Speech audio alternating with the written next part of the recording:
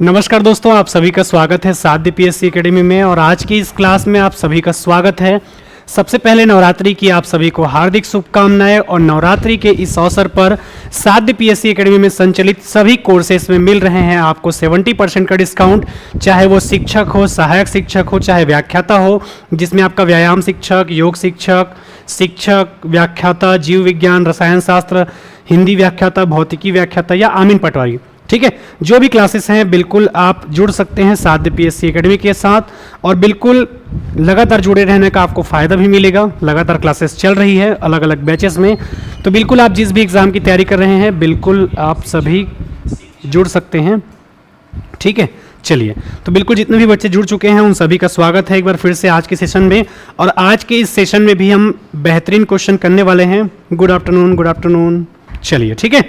चलो, तो आज के पहले प्रश्न की ओर बढ़े उसके पहले जब तक सारे बच्चे जुड़ते हैं, रोज आपका 3 बजे सीजी टेट शिक्षक भर्ती और आपके सहायक शिक्षक भर्ती वाले बच्चों का क्लास होता है, ठीक है। तो बिल्कुल आप क्लासेस के साथ रोज जुड़ सकते हैं। रोज हमारा क्लास 3 बजे होता है एमसीक्यू का। और आज तो खैर शनिवार एमसीक्यू का वार चल रहा है आपका, ठीक है। इसके अतिरिक्त मैं बात करूं तो सीडीपी में यदि आपको पेपर सॉल्व करना है, ठीक है, क्वेश्चन वस्तुनिष्ठ प्रश्न बोल रहे हैं, 2000 से अधिक प्रश्न आपको देखने को मिलेगा। और मात्र कितने रुपए में? मात्र 89 रुपीज़ में, ठीक है। और कुछ भी दिक्कत होगा तो नीचे दिए गए नंबर पे आप कांटेक्ट भी कर सकते हैं। चलिए, आज के पहले प्रश्न की ओर आते हैं, ठीक है। हाँ, ठीक है चंद्रिका जी, डल जाएगा। गुड आफ्टरनून सविता जी, ईसा जी गुड आफ्टरनून, नंदिनी जी गुड आफ्टरनून। चलिए, तो आज के पहले प्रश्न की ओर बढ़ते हैं हम, ठीक है।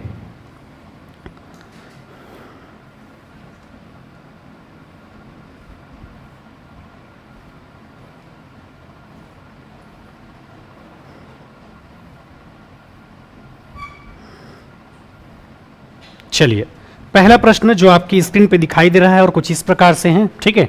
सर टॉमस मुनरो ने भू राजस्व बंदोबस्त से संबद्ध कौन सा नियम लागू किया था? ऑप्शन ए स्थायी बंदोबस्त, बी महलवाड़ी बंदोबस्त, सी आपका रैयतवाड़ी, या डी उपयुक्त में से कोई नहीं। चलो बताओ कौन सा वाला? स्थायी नहीं किया है।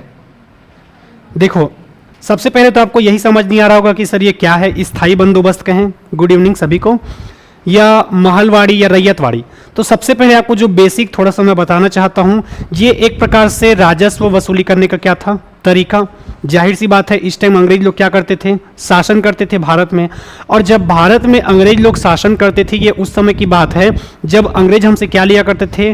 टैक्स लिया करते थे, ठीक है। जिसमें आपका सर टॉमस मुनरो के बारे में भी हम देखेंगे। सबसे पहले मैं बात करूं स्थायी बंदोबस्त के बारे में, तो ये 1793 की बात है, ठीक है। आपने नाम सुना होगा लॉर्ड कॉर्नवालिस, नाम सुने हो? लॉर्ड कॉर्नवालिस, इसके कार्यकाल में हुआ क्या था? पहली बार आपका स्थायी बंदोबस्त लागू किया गया था। यह स्थायी बंदोबस्त कुछ और नहीं बल्कि एक प्रकार से आपके टैक्स वसूल करने का तरीका था। इसमें होता क्या था? 10/11 हिस्से को कंपनी रखती थी, ठीक है। 10/11 हिस्से को कौन रखती थी? कंपनी, यानी कि अंग्रेज अधिकारी रखते थे। और 1/11 हिस्सा को आप अपने पास रख सकते थे। तो आप यहां पर देखेंगे तो थोड़ा सा घटिया पद्धति था अंग्रेजों का। तो पहली बार स्थायी बंदोबस्त कब लाया गया था? पेपर में पूछेगा तो याद रखना है, यह 1793 की बात है, जब अंग्रेज अधिकारी रहेगा लॉर्ड कॉर्नवालिस।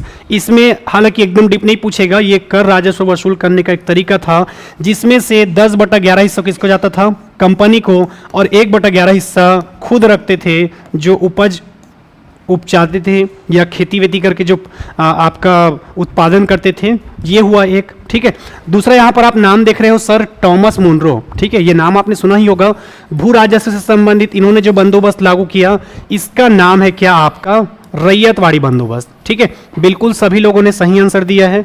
सबसे पहले यदि मैं बात करूं स्थायी बंदोबस्त कहां कहां पर लागू किया गया था, ठीक है, कई बार पूछता है एग्जाम में, तो याद रखना है स्थायी बंदोबस्त आपका बंगाल, बिहार, ठीक है, उत्तर प्रदेश और उड़ीसा में लागू किया गया था, ठीक। कभी कभी जगह पूछ लेता है कि स्थायी बंदोबस्त पहली बार कहां लागू किया गया था, तो बंगाल, बिहार, उत्तर प्रदेश और उड़ीसा में पहली बार आपके 1773 में लॉर्ड कार्नवेलिस के कार्यकाल में स्थायी बंदोबस्त को लागू किया गया था। वहीं मैं बात करूं सर टॉमस मुनरो के बारे में, तो इसने कौन सी प्रथा स्टार्ट की थी? रैयतवाड़ी। ये रैयतवाड़ी जो व्यवस्था है या बंदोबस्त है, ये आपका स्टार्ट किया गया था 1820 में, और इसे आपके मद्रास प्रेसिडेंसी में पहले किया गया था।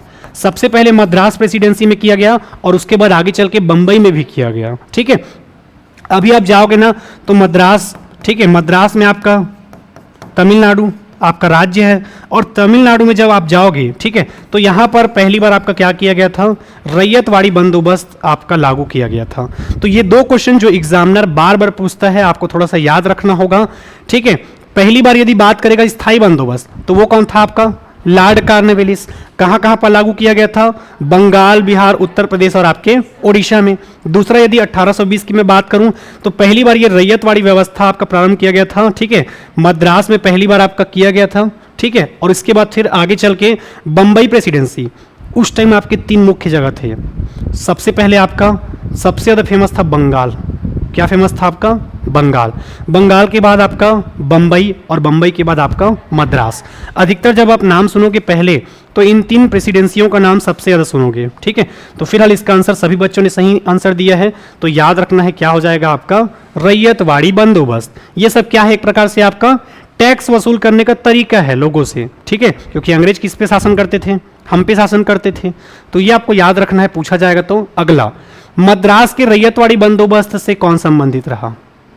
बताओ। ठीक है, अब चूंकि आपका कॉन्सेप्ट क्लियर हो चुका है, ये रैयतवाड़ी व्यवस्था सबसे पहले कहां पर लागू किया गया था, तो याद रखना है मद्रास प्रेसिडेंसी, और इसके बाद हम कहां पर लागू करेंगे? बंबई में। और इसका संबंध किससे है पूछेगा, तो किससे है? आपके मुनरो से। ठीक है, ये बेसिक चीजें हैं जो आपको पता रहेगा, तो पेपर में कूट वाला प्रश्न बनाना आपके लिए आसान हो जाएगा। अगला प्रश्न, रैयतवाड़ी व्यवस्था प्रथा प्रारंभ की थी, किसने प्रारंभ किया था? टॉमस मुनरो ने प्रारंभ किया था। ये प्रश्न भी आराम से बन जाएगा। अगला प्रश्न, अंग्रेजों ने रैयतवाड़ी बंदोबस्त कहां पर लागू किया था? ठीक है, ये जो रैयतवाड़ी बंदोबस्त है, ये कब लाया गया था आपका? 1820 में। और ये 1820 में जब लाया गया था, तो सबसे पहली बार कहां पर लाया गया था? मद्रास। ठीक है, अब देखो कहां लागू किया गया था, कहां पर लागू किया गया था, तो बताओ। मद्रास और बंबई। क्या टिक करना? मद्रास और बंबई टिक करना।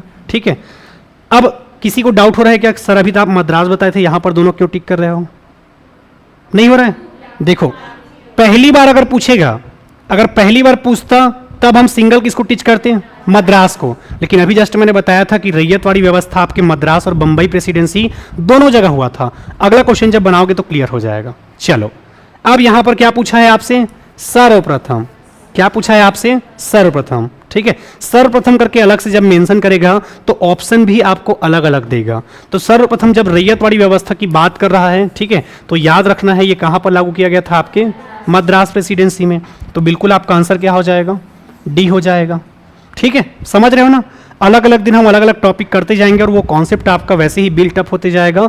अगले प्रश्न की ओर बढ़ते हैं। अगला प्रश्न क्या कहता है, आइए जरा देखिए। ब्रिटिश व्यवस्था में रैयतवाड़ी भू राजस्व व्यवस्था संग्रह था, प्रचलित था आपके उत्तरी भारत में, पूर्वी भारत में, पश्चिमी भारत में या दक्षिणी भारत में? ठीक है, ये तो बेहद आसान है आप लोगों के लिए। ठीक है, और बिल्कुल जितने बच्चे जुड़ चुके हैं, ठीक है, मैं मानता हूं कि आप लोग कंजूस हो, पर मैं ये भी मानता हूं कि आप लोग बहुत अच्छे इंसान हो, और जितने लोग अच्छे इंसान हो उन लोग लाइक कर देना। ठीक है, ऐसे ही चलता रहता है ना? ठीक है, इसको लाइक कर दो, आज आपको अच्छा खबर मिलेगा, इसको लाइक कर दो, इसको ऐसा मिलेगा। ठीक है, मैं तो ऐसे ही मिलता है, पता नहीं मेरे अंदर डर ही नहीं रहता, मैं और खसका देता हूँ। कर्म से बड़ा कुछ है क्या? नहीं। ठीक है, कर्म आपका अच्छा रहना चाहिए, बाकी किसी से कोई मतलब नहीं है। तो बिल्कुल इसका आंसर क्या हो जाएगा? ठीक है, रैयतवाड़ी व्यवस्था की बात कर रहा है, तो इनमें से आंसर क्या हो जाएगा आपका? इनमें से कोई नहीं। क्यों? क्योंकि वो पर्टिकुलर एक जगह का लागू किया जाता, पर्टिकुलर एक जगह अगर लागू किए रहते हैं हम किसको? रैयतवाड़ी व्यवस्था को, तो बात समझ आता। ठीक है, पर हम उसको भारत के अलग अलग क्षेत्र में कर रहे थे। जैसे कि पहले हमने कहां पर कर दिया? मद्रास। इसमें यह पूछता कि पहली बार कहां पर लागू किया गया था, कौन से क्षेत्र में, तो भले आपका आंसर क्या आ जाता? दक्षिण भारत। ठीक है, पर यहां पर क्वेश्चन खुद ही क्लियर नहीं कर रहा है, क्योंकि बंबई प्रेसिडेंसी हो गया आपका, मद्रास हो गया, उसके बाद जब भारत के अलग अलग हिस्सों में लागू किया जाएगा, प्रथम अगर पूछता, प्रथम कहां पर किया गया था? आपके मद्रास के तमिलनाडु में, तो वहां पर एक जिला है महलवाड़ी करके, थोड़ा सा अजीब लगेगा नाम। तमिलनाडु में जाओगे तो आपको एक ठो जिला मिलेगा, नाम क्या है उसका, महालवाड़ी। तो पर्टिकुलर उसी चीज को पूछता कि पहली बार कौन से क्षेत्र में किया गया था या प्रथम बार, तब आपका आंसर क्या हो जाता, दक्षिण भारत में, वरना इसका आंसर क्या हो जाएगा आपका, इनमें से कोई नहीं। अगला प्रश्न, कौन से युग में सुमेलित है? ठीक है, अब इसके लिए आपको थोड़ा सा बेसिक कॉन्सेप्ट कुछ कुछ देखना होगा। सबसे पहले हम चलते हैं अरावली पर्वत। कहाँ पर चलेंगे सबसे पहले? अरावली पर्वत। अरावली पर्वत, ठीक है, जिसके विस्तार के बारे में आज हम क्लास में देखेंगे। सबसे पहले मैं बात करूं तो ये अरावली पर्वत भारत का सबसे प्राचीन पर्वत है। अच्छा, एक क्वेश्चन का आंसर बताना था आप लोग, पर्वत किसको कहते हैं और पहाड़ किसको कहते हैं, बताओ तो, कि दोनों एक ही है? हो सकता है पर्यायवाची हो, ऐसा भी कुछ हो सकता है। हाँ, ठीक, चलो। और ऑनलाइन आप लोग बताइए, पर्वत और पहाड़ दोनों एक ही है कि अलग अलग है? ठीक है, अगर मैं भारत के भौगोलिक क्षेत्र की बात करूं तो भारत में आपका 10.7% भाग पर पर्वत है। कितने प्रतिशत भाग पर? 10.7% भाग पर क्या है आपका, पर्वत है। और वहीं 18.6% भाग पर क्या है आपका, पहाड़।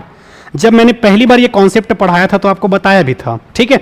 पहाड़ और पर्वत में दोनों कौन सा बड़ा है पूछेगा तो याद रखना है, पर्वत चढ़ने के लिए आपको ज्यादा हाइट में जाना होगा, और ज्यादा हाइट में जाने के लिए आपको क्या चाहिए, रस्सी। और रस्सी किस में लगा हुआ है, पर्वत में। जाहिर सी बात है ना, ज्यादा हाइट में जाना है तो आपको क्या लगाना पड़ेगा, रस्सी। तो पहाड़ और पर्वत में कौन ज्यादा ऊंचा रहता है, तो कौन ऊंचा रहता है आपका, पर्वत। जब आप 650 मीटर से ऊपर जाते हैं, 650 मीटर की बात कर रहा हूँ, ठीक है, अपने आप में बहुत ज़्यादा होता है। जब 650 मीटर से आप ऊपर जाते हैं तो उसको हम किस में काउंट करते हैं, आपके पर्वत में। और 650 मीटर से नीचे वाले को किस में काउंट करते हैं, पहाड़ में। पर आपको केवल बेसिक जानना है, पर्वत ऊंचा रहता है कि पहाड़, ये प्रश्न आपसे नहीं पूछेगा, पर कम से कम आपका कॉन्सेप्ट क्लियर रहना चाहिए। तो याद रखना है, जिसमें मात्रा लग गया है, हृदय का मात्रा लग गया है पर्वत में, वो वाला क्या रहेगा आपका, ज्यादा हाइट में। कूट में क्या प्रश्न पूछेगा कि भारत के भौगोलिक क्षेत्र में पर्वत कितने प्रतिशत क्षेत्र में पाया जाता है, तो कितना पाया जाता है, 10.7% भाग में पर्वत, 18.6% भाग में आपका पहाड़, और 43% के आसपास आपका क्या पाया जाता है, मैदान। ठीक है, तो सबसे पहले हम जा रहे हैं कहां पर घूमने के लिए, अरावली पर्वत। आज आप लोगों को कहां घुमाऊंगा मैं, अरावली पर्वत। नवरात्रि भी चल रहा है सर, कहीं घुमाए नहीं हो, चलो हम लोग आज कहाँ घूमेंगे, अरावली पर्वत। सबसे पहले जब आप अरावली पर्वत जाओगे तो वहाँ पर आपको बड़ा सा बोर्ड देखने को मिलेगा, और वहाँ पर लिखा रहेगा यह भारत का सबसे प्राचीन क्या है, पर्वत, और विश्व की प्राचीनतम श्रृंखलाओं में से एक है। भारत का सबसे प्राचीन क्या है, ये पर्वत है, और विश्व के प्राचीन पर्वतों में से एक है आपका। ठीक है, कल की क्लास में और परसों की क्लास में हमने देखा था हिमालय पर्वत के बारे में। हिमालय पर्वत में हमने क्या देखा था कि सबसे नवीनतम पर्वत कौन सा है आपका, हिमालय पर्वत। कल की क्लास में मैंने आपको 4 भागों में हिमालय पढ़ाया था, एक आपका ट्रांस हिमालय, ठीक है, ट्रांस हिमालय को फिर मैंने कैटेगराइज किया था, वहां पर हम श्रेणी पढ़े थे। सबसे पहले क्या देखा था हमने, काराकोरम, काराकोरम के बाद लद्दाख, लद्दाख के बाद आपका जास्कर। ये वही काराकोरम है जिसमें क्या पाया जाता था, K2 गार्डविन आस्टीन, जो कि भारत की सबसे ऊंची क्या है, चोटी है। ठीक है, 8611 मीटर के आसपास। दूसरा ट्रांस हिमालय का ही हिस्सा है लद्दाख श्रेणी, और उसी में क्या स्थित है आपका, कैलाश पर्वत, भगवान शंकर का क्या निवास स्थल। ठीक है, तीसरा क्या है आपका, जास्कर, ये हमने कल की ही क्लास में देखा था। उसके बाद हमने कल की क्लास में क्या देखा था, उसके बाद हमने देखा था वृहद या महान। वृहद या महान में जाओगे तो वहां पर मिलेगा आपको माउंट एवरेस्ट। ठीक है, पहले मुझे ये लगता था जब बच्चा था तो कि माउंट एवरेस्ट कहाँ है, भारत में, क्योंकि पुस्तक में क्या लिखा रहता था, माउंट एवरेस्ट। हालांकि लिखा भी है भाई नेपाल करके, पर उस टाइम हम लोग दिमाग नहीं लगाते थे, जिसका नाम ज़्यादा सुन लिया मतलब वो कहाँ पर होगा समझते थे, भारत में। पर बाद में पता चला कि माउंट एवरेस्ट कहाँ पर है, आपके नेपाल में। 8848.86 मीटर, कभी कभी बुक में आपका 8849 मीटर भी दिखता है। तो जो माउंट एवरेस्ट है वो कौन से हिमालय का हिस्सा है, वृहद या महान, ये हमने देखा था। उसके बाद लघु या मध्यम गए थे तो वहां पर पूरा भगवान भगवान। कैसे भगवान भगवान, सबसे पहले मैं बात करूं तो वहां पर 2 चीज याद रखना है। एक याद रखना है कौन सा, पीर पंजाल, और दूसरा आपका धौलाधर। ये दोनों इसलिए याद रखना है क्योंकि एग्जामिनर इन्हीं दोनों को उठाता है और उत्तर से दक्षिण जमाने को बोलता है। उसी में आपका महाभारत श्रेणी में है। ठीक है, उसी में आपका गंगोत्री है, यमुनोत्री है, बद्रीनाथ, ये सब आप नाम सुने हो ना, तो ये सब किससे संबंधित है, आपके लघु या मध्य हिमालय में। इसके बाद हम चले गए थे कहाँ, शिवालिक। ठीक है, हिमालय पर्वत की दृष्टिकोण से देखेंगे तो सबसे प्राचीन था ट्रांस हिमालय, और सबसे लघुत्तम कौन सा था आपका? शिवालिक हिमालय। शिवालिक हिमालय में जनरली आपको क्या मिलता है? दून या द्वार। अब दून या द्वार के लिए आपको कहाँ जाना पड़ेगा? उत्तराखंड। उत्तराखंड में आपका क्या है? हरिद्वार, देहरादून, ये सब फेमस जगह है कि नहीं आपका? ठीक है, तो ये हमने कल की क्लास में देखा था। अब आज लगभग हमारा जो पहाड़ और पर्वत वाला एरिया है वो कवर हो जाएगा। तो आज की क्लास में हम चलेंगे कहाँ पर घूमने के लिए? अरावली पर्वत। ठीक है, ये जब अरावली पर्वत घूमने जाओगे तो यहाँ पर क्या देखने को मिलेगा? भारत का सबसे प्राचीन पर्वत, इसी में इसका शिखर है जिसका नाम है क्या? माउंट आबू। आपने सुना होगा, ठीक है, माउंट आबू में स्थित है आपके अरावली पर्वत में ही गुरु शिखर। आप सबने नाम सुना होगा, जिसकी ऊंचाई कितनी है जी? 1722 मीटर। पेपर में यदि पूछेगा तो याद रखना है गुरु शिखर, जिसकी ऊंचाई कितनी है आपकी? 1722 मीटर। ये किसका हिस्सा है? आपके अरावली पर्वत का। आपने एक पढ़ा होगा इतिहास में दिलवाड़ा का जैन मंदिर करके, पढ़े हो ना? ठीक है, वो दिलवाड़ा का जैन मंदिर भी कहाँ पर है? आपके इसी माउंट आबू में स्थित है आपका। ठीक है, तो ये सारे प्रश्न आपके पूछे जाते हैं कहाँ से? अरावली पर्वत से। दूसरा, सब लोग, अभी मैं कुछ लोगों का सुन रहा था, कुछ लोग राजस्थान बता रहे थे, बिल्कुल गलत नहीं बता रहे थे, सही बोल रहे हो। पर ये अरावली पर्वत के विस्तार के बारे में यदि मैं बात करूं, ठीक है, तो ये अरावली पर्वत का विस्तार कहां से कहां तक है पता है? गुजरात में आपके पालनपुर करके जगह है। गुजरात से हमको जाना पड़ेगा राजस्थान, राजस्थान से हम जाएंगे हरियाणा, और हरियाणा से होते हुए जब दिल्ली पहुंचेंगे तो दिल्ली में इसका दूरी टोटल हो जाएगा 800 किलोमीटर के आसपास। कितना हो जाएगा? 800 किलोमीटर। ठीक है, गुजरात में जगह है पालनपुर करके, वहां से उसका विस्तार राजस्थान, हरियाणा, दिल्ली होते हुए टोटल 800 किलोमीटर का सफर तय करता है। और पेपर में सबसे ज्यादा जो प्रश्न पूछा जाता है वो ये वाला, ठीक है, कि इसकी सबसे ऊंची चोटी कौन सी है? ठीक है, तो याद रखना है गुरु शिखर, जिसकी ऊंचाई कितनी है? 1722 मीटर। दो चीज जो एग्जामिनर आपसे पूछेगा, सबसे प्राचीन पर्वत कौन सा है? तो कौन सा है आपका? अरावली पर्वत। अब तक हम देख रहे थे कि कौन सा नवीनतम है, आज क्या देख रहे हैं? प्राचीन कौन सा है? दूसरा, इसका विस्तार मैंने बताया, हो सकता है एग्जामिनर आजकल थोड़ा एडवांस लेवल का पेपर सेट कर दे, तो ये प्रश्न आपसे पूछ सकता है। तो गुजरात से होते हुए राजस्थान, राजस्थान से हरियाणा, दिल्ली होते हुए 800 किलोमीटर। ठीक है, आपने एक शब्द सुना होगा, ठीक है, आज मेरा एक दोस्त कॉल किया तो शायद वो कुछ पढ़ रहा था, तो कॉल करके पूछता है कि भाई मैं सुना हूँ कि ये लाल किला किसी पर्वत में स्थित है करके, किसी पहाड़ का हिस्सा है करके बोला वो। ठीक है, तो हो सकता है वो कहीं सुना रहा होगा या कहीं पर पढ़ रहा होगा, तो उसको फिर मैंने बताया कि लाल किला नहीं, आपका राष्ट्रपति भवन है करके। ठीक है, आपको पता नहीं होगा क्योंकि अब तो बहुत ज़्यादा डेवलप हो चुका है। राष्ट्रपति भवन रायसीना की पहाड़ी पर स्थित है। किस पर स्थित है? रायसेना की पहाड़ी। और रायसेना की पहाड़ी आपके अरावली पर्वत का ही हिस्सा है, क्योंकि अरावली पर्वत कहाँ तक जा रहा है? दिल्ली। और दिल्ली में क्या है आपका? राष्ट्रपति भवन। पेपर में प्रश्न पूछ सकता है कि राष्ट्रपति भवन, तो याद रखना है कौन सा पहाड़? रायसेना की पहाड़। और वो रायसेना की पहाड़ किसका हिस्सा है? आपके अरावली पर्वत का। किसी एग्जाम में पूछा है, मुझे एग्जाम तो याद नहीं आ रहा है, पर ये किसी एग्जाम में पूछा है तो याद रखना है वो लाल किला नहीं बल्कि क्या है आपका? ठीक है, वो कसमस था, कोइंसिडेंस था कि उसने आज ही कॉल किया और मुझे आज ही ये टॉपिक पढ़ाना था। हो सकता है वो कॉल नहीं करता ना तो मैं टॉपिक आप लोगों के पास शेयर भी नहीं कर पाता। ठीक है, क्योंकि वो टॉपिक और ये टॉपिक थोड़ा अलग अलग हो जाता है आपका। ठीक है, धीरे धीरे हम पहुंचे रहते हैं। तो वो अरावली पर्वत का ही हिस्सा है जिसका नाम क्या है? रायसेना की पहाड़ी, जिस पर क्या बना हुआ है? आपका राष्ट्रपति का भवन। RRR मूवी देखे हो? हाँ, RRR जी, वही। ठीक है ठीक है, RRR, ठीक है, आप लोगों की भाषा में। तो वो मूवी देखोगे ना तो उसमें बढ़िया दिखाया गया है। ठीक है, उसने जो भी बनाया होगा अपने मूवी को शूट करने के लिए राष्ट्रपति भवन बनाया हुआ है बढ़िया, और वो जंगल से ना तीर को मारता रहता है अंग्रेज को मारने के लिए। ठीक है, तो बहुत सारी चीज़ आपके चीज़ों से क्लियर हो जाते हैं। ठीक है, तो फिलहाल ये कॉन्सेप्ट क्लियर है ना अरावली पर्वत? क्योंकि अब मैं क्वेश्चन पे जाने वाला हूँ। ठीक है, कौन से युग में सुमेलित है पूछ रहा है, तो याद रखना है गड़जात की पहाड़ियाँ, सॉरी सुमेलित नहीं है पूछा है। ठीक है, सबसे पहले यदि मैं बात करूं गड़जात की पहाड़ियाँ कहाँ स्थित है आपके, तो याद रखना है ओडिशा में। ठीक है, उसके बाद मैं बात करूं मांडव की पहाड़ियाँ महाराष्ट्र में, नहीं। नल्लामलाई की पहाड़ियाँ आपके आंध्र प्रदेश में है, बिल्कुल है। सेवराय की पहाड़ियाँ आपके तमिलनाडु में है। ठीक है, ये कथन भी सही है।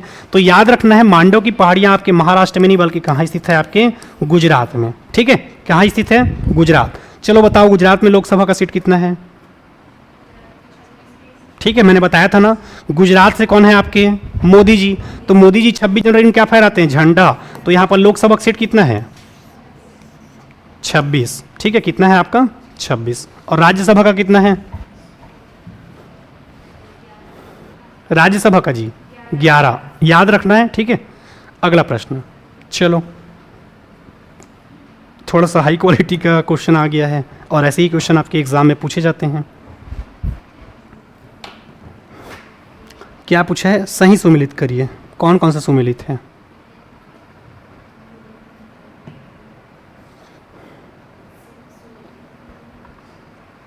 चलिए ऑनलाइन जल्दी से बताइए।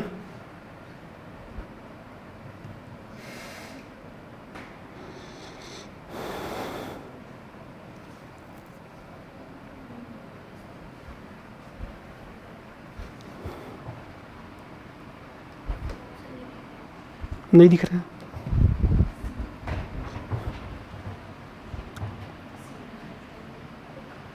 चलो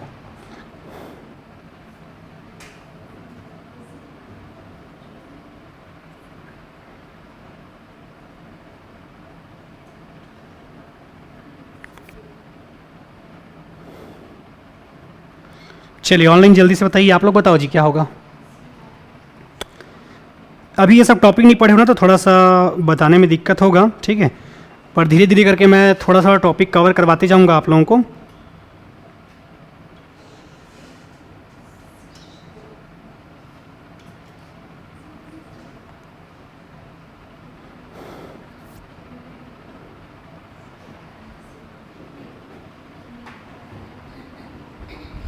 चलिए लगभग सब लोग सी ऑप्शन दे रहे हैं। आप लोग बताइए क्या होगा।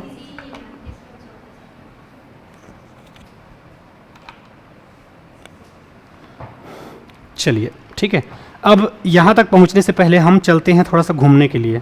फिर कहाँ पर घूमने जाएंगे? तो अब हम चलते हैं सतपुड़ा पर्वत। कहाँ पर चलेंगे? सतपुड़ा पर्वत, ठीक है।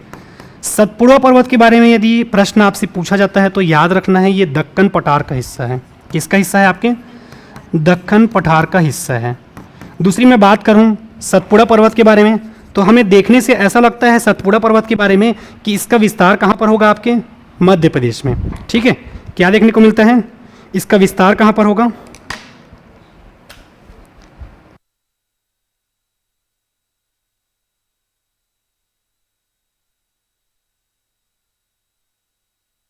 चलो तो ये आपको याद रखना है, ठीक है। सबसे पहले हमें क्या लगता है कि कहाँ पर होगा? लगता है मध्य प्रदेश, ठीक है। क्या आप लोग छत्तीसगढ़ पढ़ चुके हैं? सतपुड़ा पर्वत के बारे में आपने छत्तीसगढ़ में भी देखा होगा, पढ़े हो कहीं पर सतपुड़ा पर्वत के बारे में, ठीक है।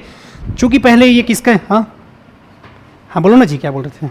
ठीक है, तो हमें क्या लगता है कि ये कहाँ पर हो? लगता है मध्य प्रदेश। पर इसका विस्तार यदि आप देखोगे तो मध्य प्रदेश के अलावा और कहाँ पर है? आपके महाराष्ट्र में। और कुछ हिस्सा इसका कहाँ पर लगा हुआ है? आपके छत्तीसगढ़ में भी लगा हुआ है सतपुड़ा पर्वत का हिस्सा। अब यहाँ से पेपर वाला क्या पूछेगा कि आपने नाम सुना होगा पंचमढ़ी, सुने हो? बहुत सारे लोग घूम भी गए होंगे। पंचमढ़ी जब आप जाओगे तो यहाँ पर आपको एक शिखर मिलेगा जिसका नाम है धूपगढ़।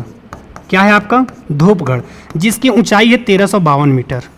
तो पेपर में ये प्रश्न बार बार पूछता है आपका कि सतपुड़ा पर्वत का विस्तार कहाँ से कहाँ तक है। जनरली एनसीईआरटी आपका मध्य प्रदेश और महाराष्ट्र लेता है, ठीक है, पर इसका कुछ विस्तार आपके छत्तीसगढ़ में भी देखने को मिलता है। आपको नहीं, क्लास एप्लीकेशन में होता है, बाकी अभी आज एमसीक्यू है इसीलिए यहाँ पर हो रहा है, ठीक है। तो आपको याद रखना है, क्या चीज़ याद रखना है? सतपुड़ा पर्वत का विस्तार एनसीईआरटी के अकॉर्डिंग कहाँ कहाँ पर है? आपके मध्य प्रदेश और महाराष्ट्र में। और ये किसका हिस्सा है? दक्कन पठार, ठीक है। मैं बहुत दिन से जाने वाला था पंचमढ़ी, पर अलग अलग कारणों से जा नहीं पाए हम, ठीक है, घूमने के लिए। वरना धूपगढ़ का फोटो आप लोगों को दिखाया रहता, ठीक है, अभी आप लोग नेट में देख सकते हो। फिलहाल आपको आपके काम के लायक बता देता हूँ कि इसकी ऊंचाई कितनी है, 1352 मीटर। और ये एग्जामिनर बार बार पूछता है कि सतपुड़ा पर्वत पर जो सबसे ऊंची चोटी है उसका नाम क्या है? तो क्या याद रखना है? धूपगढ़, जिसकी ऊंचाई कितनी है? 1352 मीटर। सबसे खास बात, ठीक है, आपने नाम सुना होगा नर्मदा नदी, ठीक है, तो इसके उत्तर में नर्मदा नदी है। सतपुड़ा पर्वत के उत्तर में क्या है आपका? नर्मदा नदी। और सतपुड़ा पर्वत के कहाँ पर बताऊँ जी, ठीक है, चलो सतपुड़ा पर्वत के दक्षिण में जाओगे ना तो आपको क्या मिलेगा? ताप्ती, ठीक है। ये प्रश्न कूट में पूछा जाता है तो आप सभी को याद रखना है। ये जो सतपुड़ा पर्वत है ये किसका हिस्सा है? आपके दक्कन ट्रैप अलग अलग आपके बांटे जाते हैं, जैसे कि गोंडवाना लैंड, तो वैसे ही ये किसका हिस्सा है? आपका दक्कन पठार का हिस्सा है। इसमें जो विस्तार है वो मध्य प्रदेश से लेकर आपके महाराष्ट्र तक। पंचमढ़ी में जब आप जाओगे तो धूपगढ़ की चोटी मिलेगी जिसकी ऊंचाई कितनी है? 1352 मीटर। और जब आप सतपुड़ा पर्वत में जाओगे तो ये नर्मदा नदी किस दिशा में मिलेगी? सतपुड़ा पर्वत के उत्तर में नर्मदा नदी और दक्षिण में मिलेगा क्या आपको? ताप्ती नदी। ठीक है,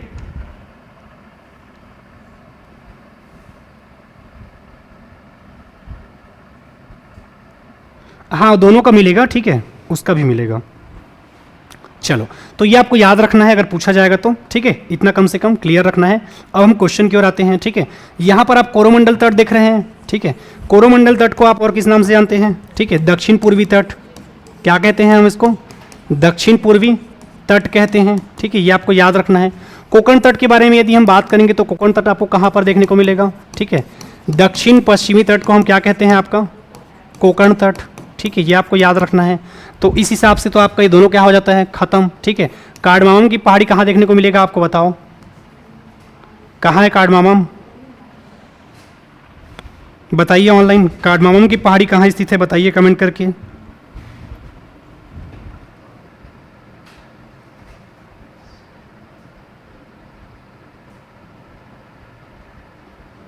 ठीक है, चलो बताओ। कैमूर पर्वत कहाँ है बताओ? ठीक है, ये दोनों ऑप्शन क्या है आपका? गलत है। महादेव की पहाड़ी मध्य भारत, आपके सतपुड़ा पर्वत का ही हिस्सा है। मिकिर की पहाड़ी कहाँ पर है? आपके पूर्वोत्तर राज्यों में। ठीक है, आप जाओगे तो पूर्वोत्तर भारत में आपको देखने को मिलेगा। तो फिलहाल आपका आंसर क्या हो जाएगा? 3 और 4। चलो जल्दी से कमेंट करके बताओ कार्डमामम की पहाड़ी कहाँ स्थित है?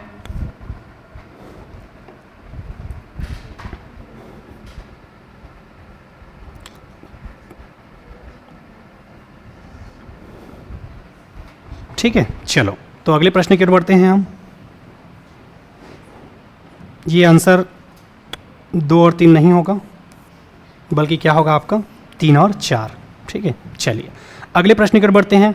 महादेव की पहाड़ियाँ भाग है किसका? सतपुड़ा, विंध्य, पश्चिम घाटी और इनमें से कोई नहीं। ठीक है, अब हम चलते हैं कहाँ पर? आपके दक्षिण भारत। ठीक है, दक्षिण भारत में जब जाओगे आप, ठीक है, तो पश्चिमी घाट।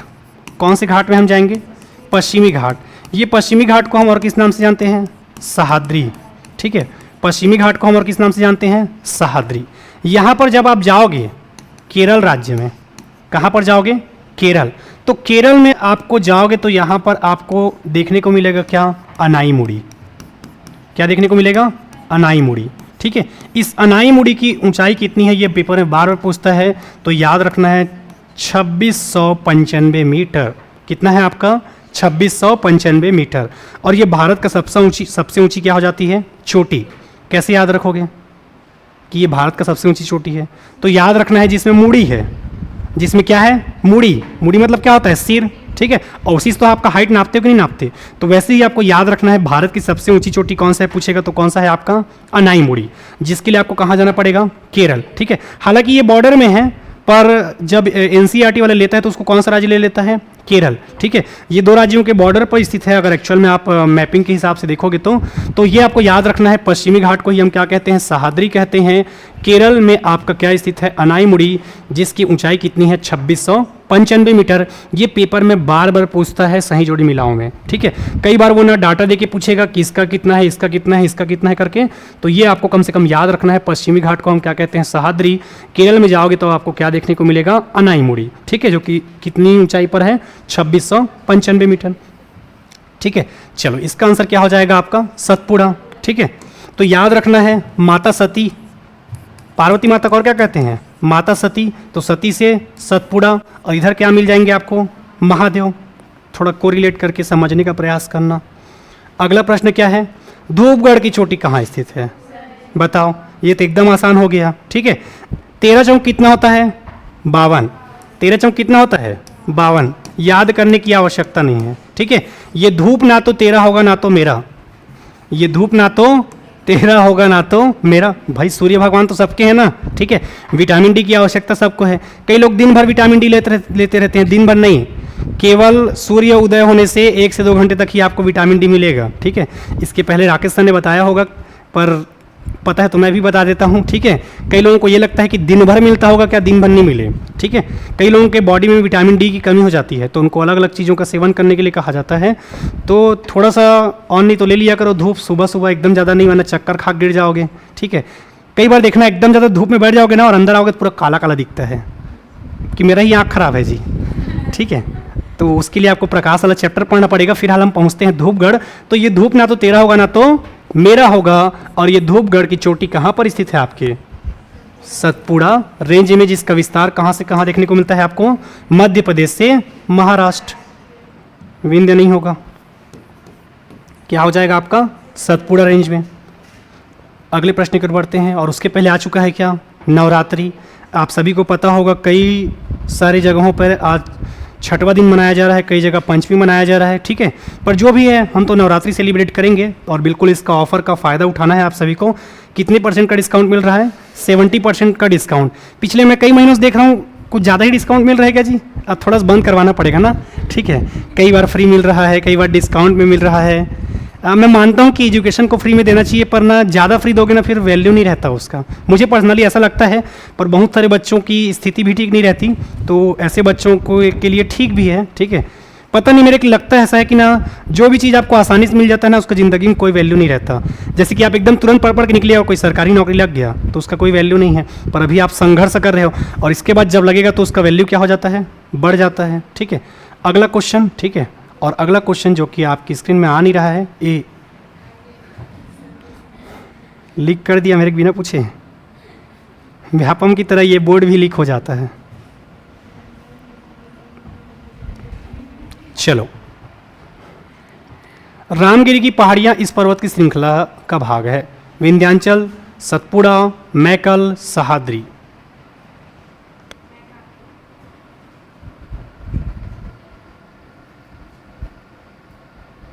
उसको आप लोग बताओगे? जी सर, फ्री का वैल्यू नहीं होता। चलो, रामगिरी की पहाड़ियाँ कहाँ स्थित है, ठीक है।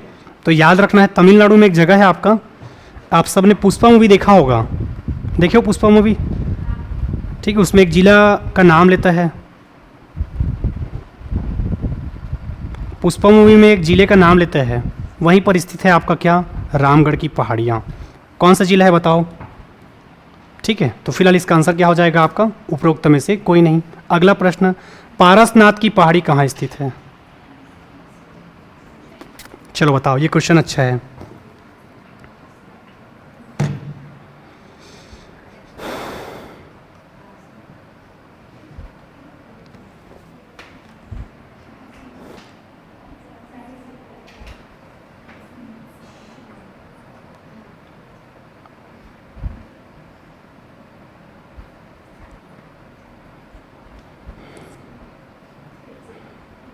चलो जी बताओ, क्या हाँ पर स्थित है? बताओ बताओ।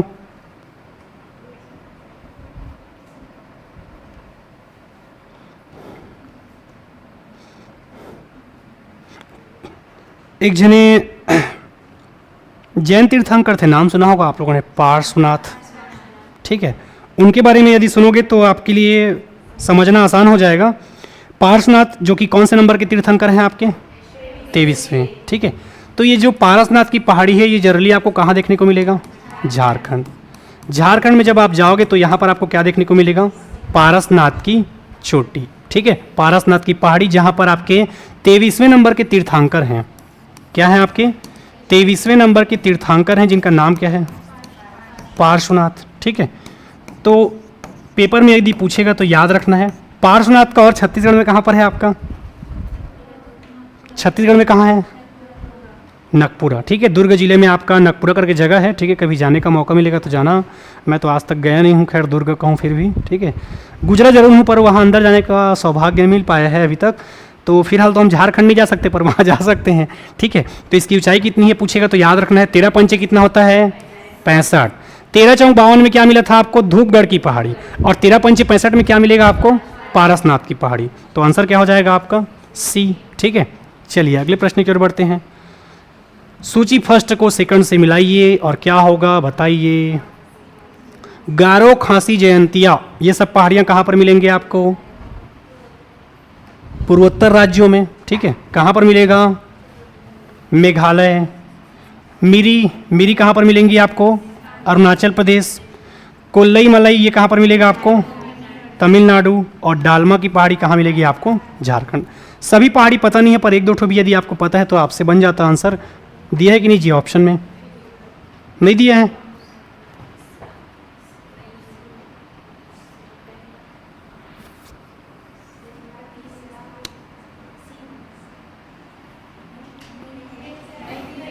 नहीं, तो ये ऑप्शन गलत हो जाएगा आपका, ठीक है, ये याद रखना, ठीक है, ये आंसर को याद रखना। चलो अगले प्रश्न की ओर बढ़ते हैं, अभी आंसर में ध्यान मत देना इसके। अगला प्रश्न, पश्चिमी घाट के संबंध में कौन कौन सा कथन सत्य है पूछ रहा है। यह एक भ्रंशोत पर्वत है, दूसरा इसका पूर्वी ढाल क्रमशः नीचे होता हुआ पठार है, इसका उत्तरी खंड लावा या बेसॉल्ट से आच्छादित है, उपयुक्त में से कौन कौन से कथन सही हैं। ठीक है, ऐसे प्रश्नों को बनाने के लिए थोड़ा सा आपको कॉन्सेप्ट पढ़ना होगा। और बिल्कुल जितने भी बच्चे जुड़ चुके हैं, बिल्कुल आप लोग लाइक शेयर और सब्सक्राइब करते हुए चलेंगे दोस्तों, क्योंकि आज नवरात्रि का कौन सा दिन है, 5वां दिन। ठीक है, और मैं भी ब्लैकमेल करूँ क्या, ठीक है, कि अगर आज लाइक करोगे तो आपको क्या मिलेगा, अच्छा खबर। ठीक है, अच्छा खबर मिलेगा ही, चाहे लाइक करो चाहे मत करो। फिलहाल आपको याद रखना है, यह एक भ्रंशोत पर्वत है, बिल्कुल सही है। ठीक है, पूर्वी ढाल क्रमशः नीचे होता हुआ क्या बन रहा है आपका, पठार बन रहा है, प्रायद्वीपीय पठार आपने देखा ही है। इसका उत्तरी खंड लावा और बेसाल्ट से क्या बना हुआ है आपका, आच्छादित है।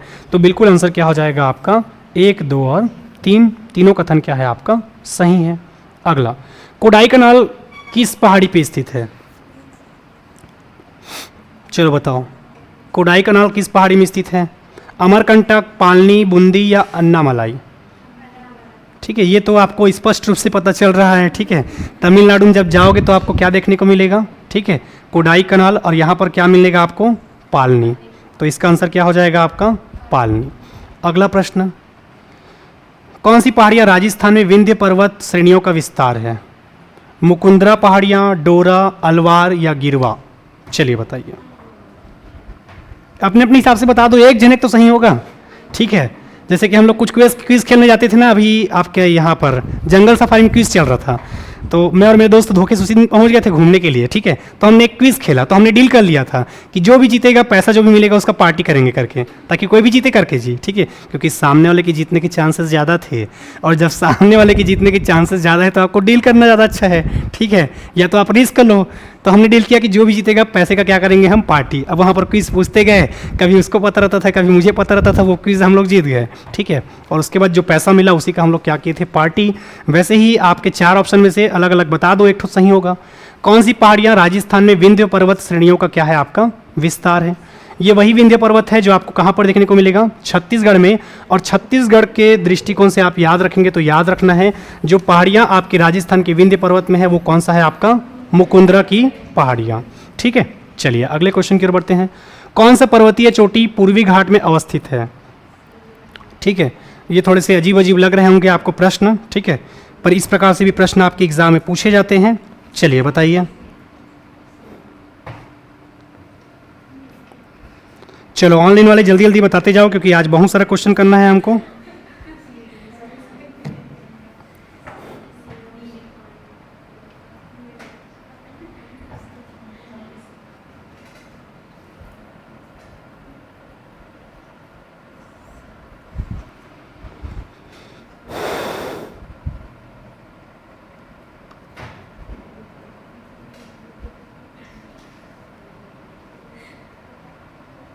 चलो बताओ जी क्या होगा। चलिए, ऑफलाइन में कुछ लोग स्किप कर रहे हैं, ठीक है, कुछ प्रश्नों को स्किप भी कर दिया करो। ठीक है, जो नहीं बनता उसको एकदम 100 बना करना है वाला कॉन्सेप्ट लेके मत जाया करो। एक 8 पेपर ऐसा भी आएगा देखना, जिसमें क्या हो जाएगा आपका, ठीक है, कम कट ऑफ जाएगा, भले ही अभी अच्छा खासा जा रहा है। ठीक है, तो कौन सी पर्वतीय चोटी पूर्वी घाट में अवस्थित नहीं है पूछा है।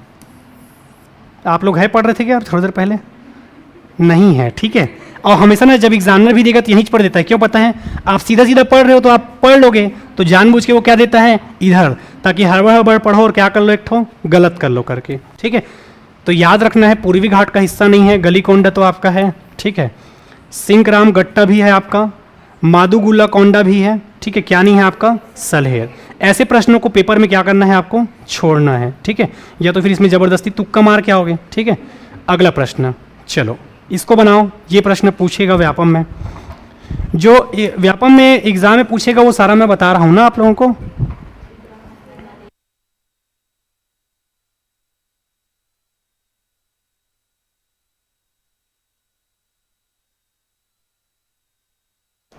चलिए, ये प्रश्न आपके व्यापम में पूछा जाएगा। तो केरल में क्या स्थित है आपका? केरल में क्या स्थित है जी? अनाईमुड़ी केरल में है, तमिलनाडु में है? तो उसी को बताऊं तो जी, ठीक है। अनाईमुड़ी कितना है? 2695 मीटर, ठीक है। दोदा बेटा 2637 मीटर में कौन है आपका? दोदा बेटा, ठीक है। तो ये आपको याद रखना है। आपको कहाँ पर मिलेगा दोदा बेटा? तमिलनाडु। नागालैंड में सारामती और उत्तराखंड में नंदा देवी, ठीक है, याद रखना है। अच्छा है, ये नंदा देवी के बारे में याद रखना है, ठीक है। ये नंदा देवी आपके कहाँ पर स्थित है पूछेगा, तो याद रखना है ये नंदा देवी जो है आपका वृहद या महान हिमालय में स्थित है, ठीक है। कहाँ पर स्थित है आपके? वृहद या महान में। वृहद या महान में ही हमने देखा था कल की क्लास में कंचनजंगा करके, ठीक है, जो कि आपके सिक्किम में स्थित है। तो वहीं पर आपके नंदा देवी भी स्थित है। खैर ये कुछ ज़्यादा ही डीप है, पर ये प्रश्न आपको कम से कम बनाना है, क्योंकि ऐसे ही प्रश्न आजकल व्यापम क्या करता है, पूछता है। अगला प्रश्न, चलो आ गया शैतान, और इसका आंसर गलत बताए तो सोच लेना, ठीक है। मैं आज भूल जाऊंगा कि आज क्या है, नवरात्रि, और मेरे हाथों से आज एक क्या हो जाएगा, ठीक है। देख रहे हो, इसमें पड़ेगा मुंडी। एक भी गलत बताए तो इसमें क्या पड़ेगा? मुंडी, क्योंकि ये टॉपिक पढ़ लिए हो।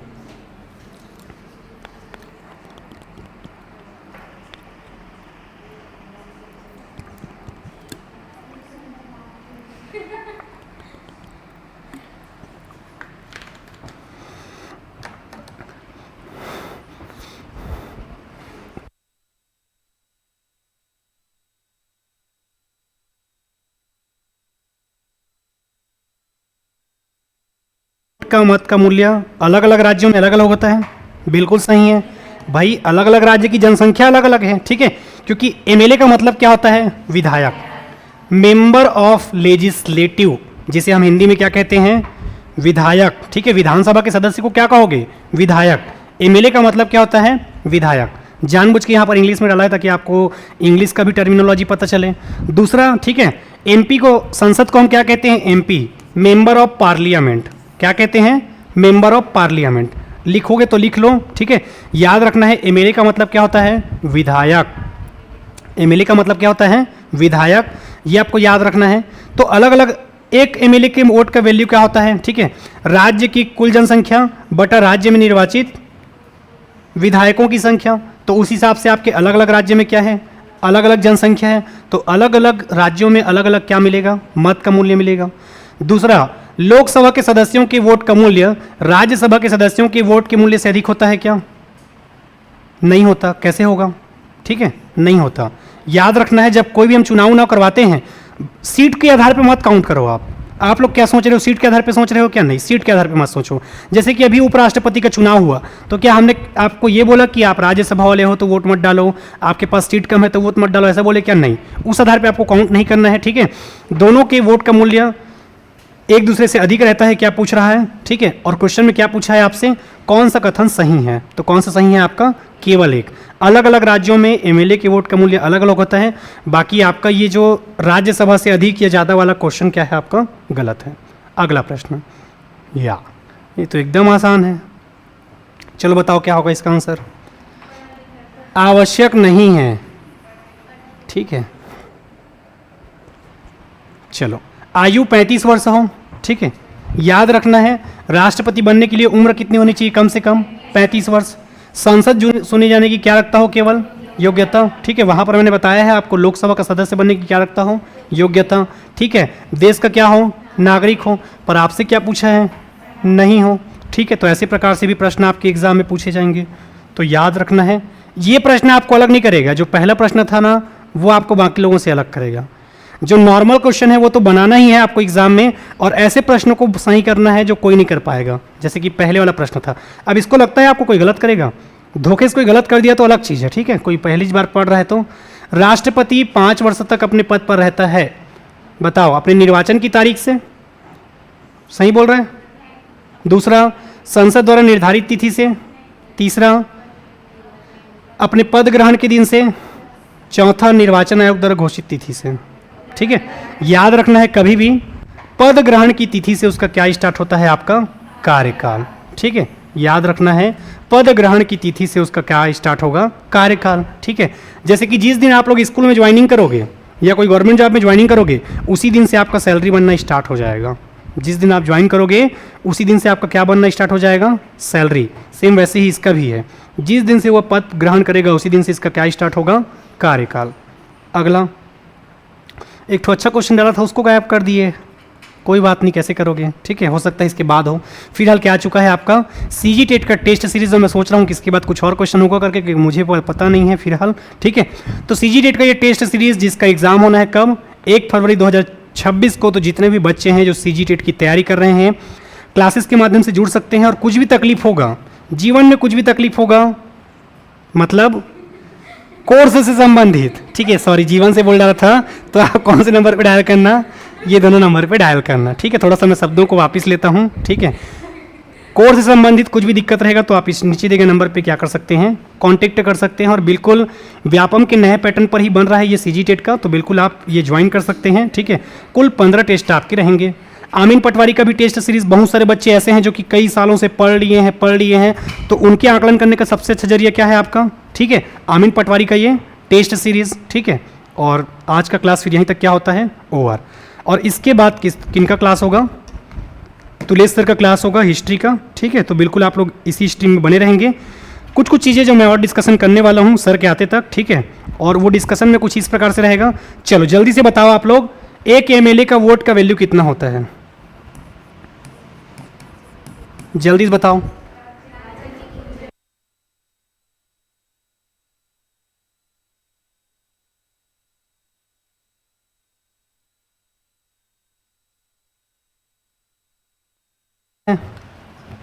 एमएलए मतलब समझ गए ना, ठीक है, जहां पर नोट्स बनाया हो वहां पर लिख लेना। एमएलए का मतलब क्या होता है, विधायक, मेंबर ऑफ लेजिस्लेटिव।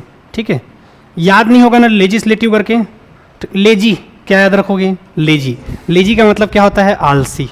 चलो ठीक है, अब देखो तुम बहुत लेजी हो, कितना अच्छा लगता है सुनने में, किसी जैसे कि गाली देना है, ठीक है, तुम बहुत लेजी हो, लेकिन उसी को तो बोल रहे बहुत ज़्यादा आलसी है, ठीक है, या सुस्त मुर्गी टाइप से रहता है, ये सब बोल दोगे थोड़ा ऑकवर्ड लगता है।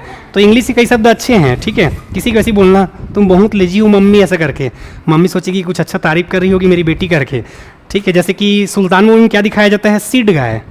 सुल्तान मूवी यदि आप लोगों ने देखा होगा तो उसमें क्या कहा जाता है, सीड गाय, किसको कहती है, ठीक है, तो सलमान खान को सीड गाय कहा जाता है। और सीड गाय का मतलब क्या है ये मैं नहीं बता सकता आप लोगों को, आप लोग सर्च कर लेना। ठीक है, चलो तो अभी का क्लास हम लोग यहीं तक ओवर करेंगे, और इसके बाद तुलेश सर का क्लास होगा, कंटिन्यू इसी स्ट्रीम में बने रहेंगे आप लोग। ठीक है, चलिए फिलहाल अभी का क्लास हम लोग यहीं तक रोकेंगे, क्योंकि आगे इसी स्ट्रीम में और कंटिन्यू क्लास होगा तुलेश सर का। तो बिल्कुल आप सब बने रहिए क्लास के साथ, ठीक है, और मुलाकात होगा मंडे, तब तक के लिए धन्यवाद। एक बार फिर से आप सभी को नवरात्रि की हार्दिक शुभकामनाएं।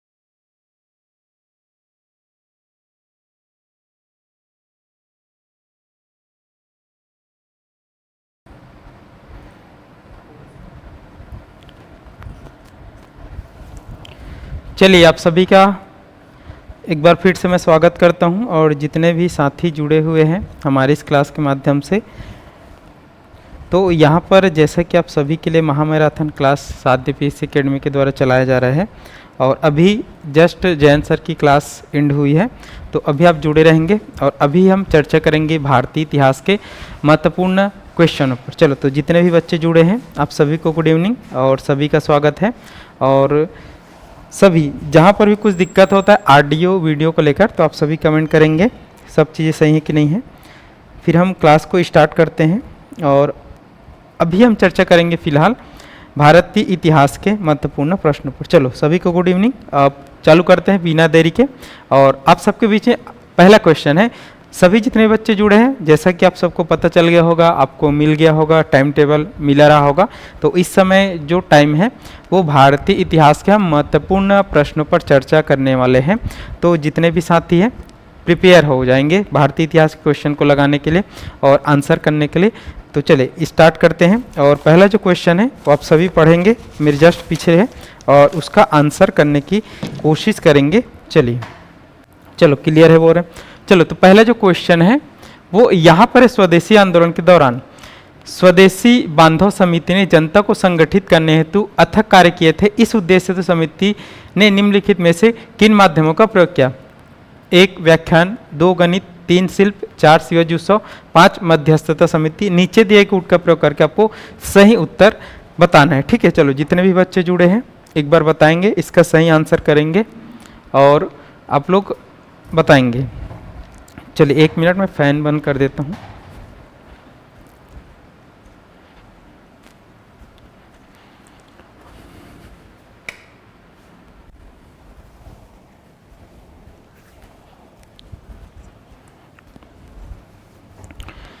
चलिए यहाँ पर आंसर बताएंगे जितने बच्चे जुड़े हैं। चलिए, आकाश सिंह का आ गया 1 2 3 5, पूनम पटेल का 1 का सी, ईसा गजेंद्र का 1 का बी। चलिए देखते हैं, ज्योति स्किप कर रही है इस क्वेश्चन को। चलो, तो मेरे साथ अभी लगभग 52 बच्चे जुड़े हैं और सभी का आंसर यहाँ पर आना चाहिए। आप अपने थोड़ा सा जो आप पढ़े हैं उसको नॉलेज में रखते हुए, अगर सही आंसर नहीं भी पता है तब भी कोशिश करेंगे। गलत होगा यहाँ पर कोई दिक्कत नहीं है, एग्जाम में नहीं गलत होना चाहिए, तो डरेंगे बिल्कुल नहीं कि मेरा गलत होगा सही होगा। थोड़ा सा आप जो भी पूर्वाभ्यास किए होंगे उसके बदौलत यहाँ पर आंसर करने की कोशिश करेंगे। अगर आपको पता नहीं है तो ठीक है, यहाँ पर बिल्कुल नहीं डरेंगे कि गलत होगा सही होगा, ऐसा करके आंसर जल्दी से जल्दी देंगे। ठीक है, चलो तो यहाँ पर चले गुड इवनिंग सभी को, जितने बच्चे भी जुड़े। चलो देखते हैं, चर्चा करते हैं। तो इसका जो आंसर आएगा यहाँ पर, इसका आंसर की अगर हम बात करेंगे तो सी आएगा। सी आएगा, सी में यहाँ पर 1 2 3 5 है। ठीक है, तो यहाँ पर आपको ध्यान देना है। चलो समझते हैं कि जो स्वदेशी बांधव समिति है क्या है। तो स्वदेशी बांधव जो समिति है, अगर हम बात करें तो स्वदेशी आंदोलन के दौरान स्वदेशी बांधव समिति का गठन किया गया था। किसके दौरान? स्वदेशी आंदोलन के दौरान। और जो स्वदेशी आंदोलन है ये कब चालू होगा? ये चालू होगा बंगाल विभाजन के विरोध में। किनके विरोध में? बंगाल विभाजन के विरोध में स्वदेशी आंदोलन चालू हो जाएगा।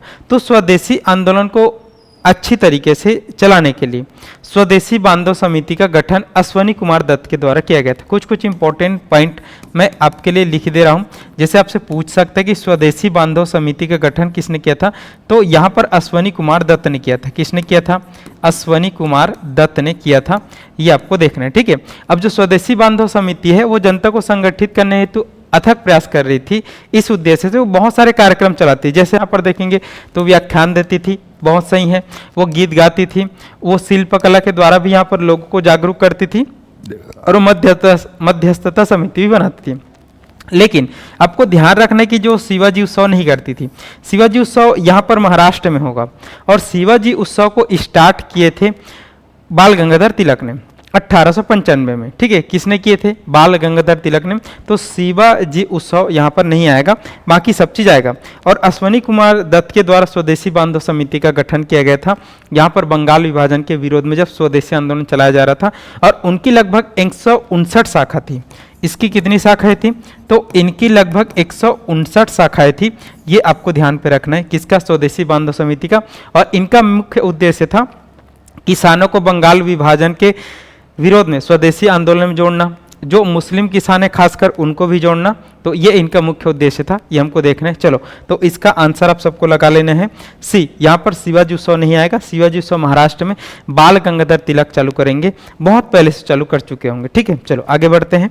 अब दूसरा क्वेश्चन आप सबके बीच में, चलिए दूसरा क्वेश्चन आप सबके बीच में है, इल्बर्ट विधेयक के बारे में निम्नलिखित में कौन सा कथन सही है? ठीक है, यहाँ पर सही है पर ध्यान देना है। इसने सीमित दांडिक अधिकारिता भारतीय अधिकारियों को प्रदान करने का प्रस्ताव किया। इसने संपूर्ण सिविल और दांडिक अधिकारिता भारतीय अधिकारियों को प्रदान करने का प्रस्ताव किया। इस प्रस्तावित विधेयक से भारत में रह रहे इंग्लैंड के यूरोपीय नागरिकों में विरोध उत्पन्न हुआ। विधेयक का विरोध होने के बावजूद भी इसे बिना किसी परिवर्तन के पारित किया गया। नीचे दिए गए कूट का प्रयोग करके आपको सही उत्तर ये लगाना है। ठीक है, और इल्बर्ट बिल जो विवाद है भारतीय इतिहास में एक महत्वपूर्ण घटनाओं में से एक है, तो इसका आंसर आपको करना है। आपको कुछ समय का टाइम दिया जा रहा है, आप पढ़िए थोड़ा सा और फिर हम चर्चा करेंगे यहाँ पर इसका सही आंसर क्या हो सकता है, ये हमको देखना है। चलिए आप लोग आंसर करिए, इल्बर्ट बिल विवाद।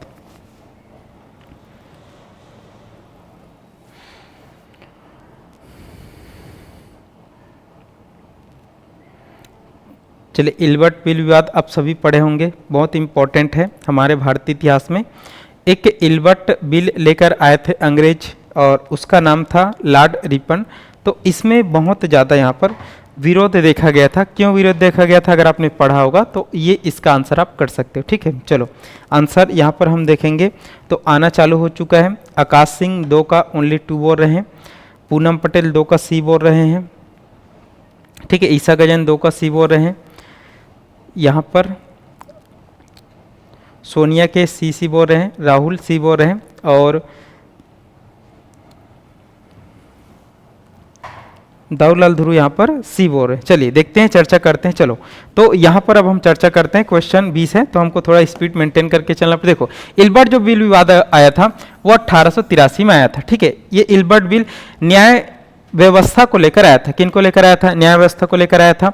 और इसमें हम देखेंगे तो ये लॉर्ड रिपन के समय आया था। किन के समय आया था? लॉर्ड रिपन के समय। अब देखो इसने सीमित दांडिक अधिकारिता भारतीय अधिकारियों को प्रदान करने का प्रस्ताव किया। एकदम सही बात है। देखो इल्बर्ट बिल के द्वारा यहाँ पर यह प्रस्ताव किया गया था कि देखो जो कोर्ट की स्थापना हो चुकी थी तो उस कोर्ट में भारतीय जज भी रहते थे, यूरोपीय जज भी रहते थे, मतलब ब्रिटिश जज। तो यूरोपीय जजों को ही यूरोपीय लोगों के केस को सुनने का अधिकार था। भारतीय जजों को भारतीय लोगों की ही विवाद को सुनने का अधिकार था और यूरोपीय जज दोनों को सुन सकते थे। लेकिन इस समय कुछ दिक्कत यह हुआ कि भारतीय जज यूरोपीय लोग के केस को सुनवाई नहीं कर सकते थे।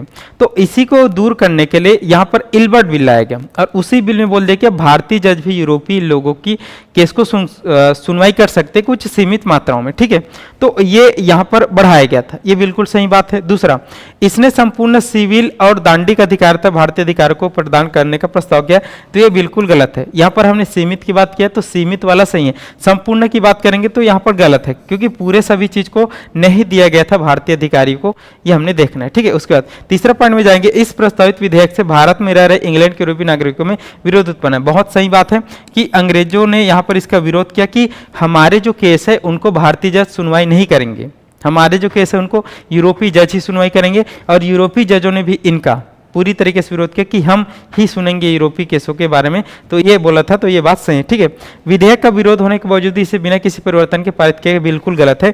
इसका विरोध जब हुआ इस इल्बर्ट बिल विवाद का और जब यूरोपीय जजों और यूरोपीय लोगों ने विरोध किया तो इनको लागू ही नहीं किया गया।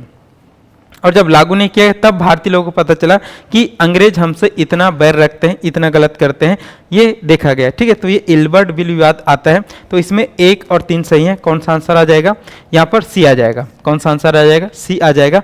तो इल्बर्ट बिल से संबंधित यहाँ पर क्वेश्चन था और बहुत सारे बच्चों ने इसका सही आंसर किया और जो बच्चे आंसर नहीं कर पा रहे सुनेंगे।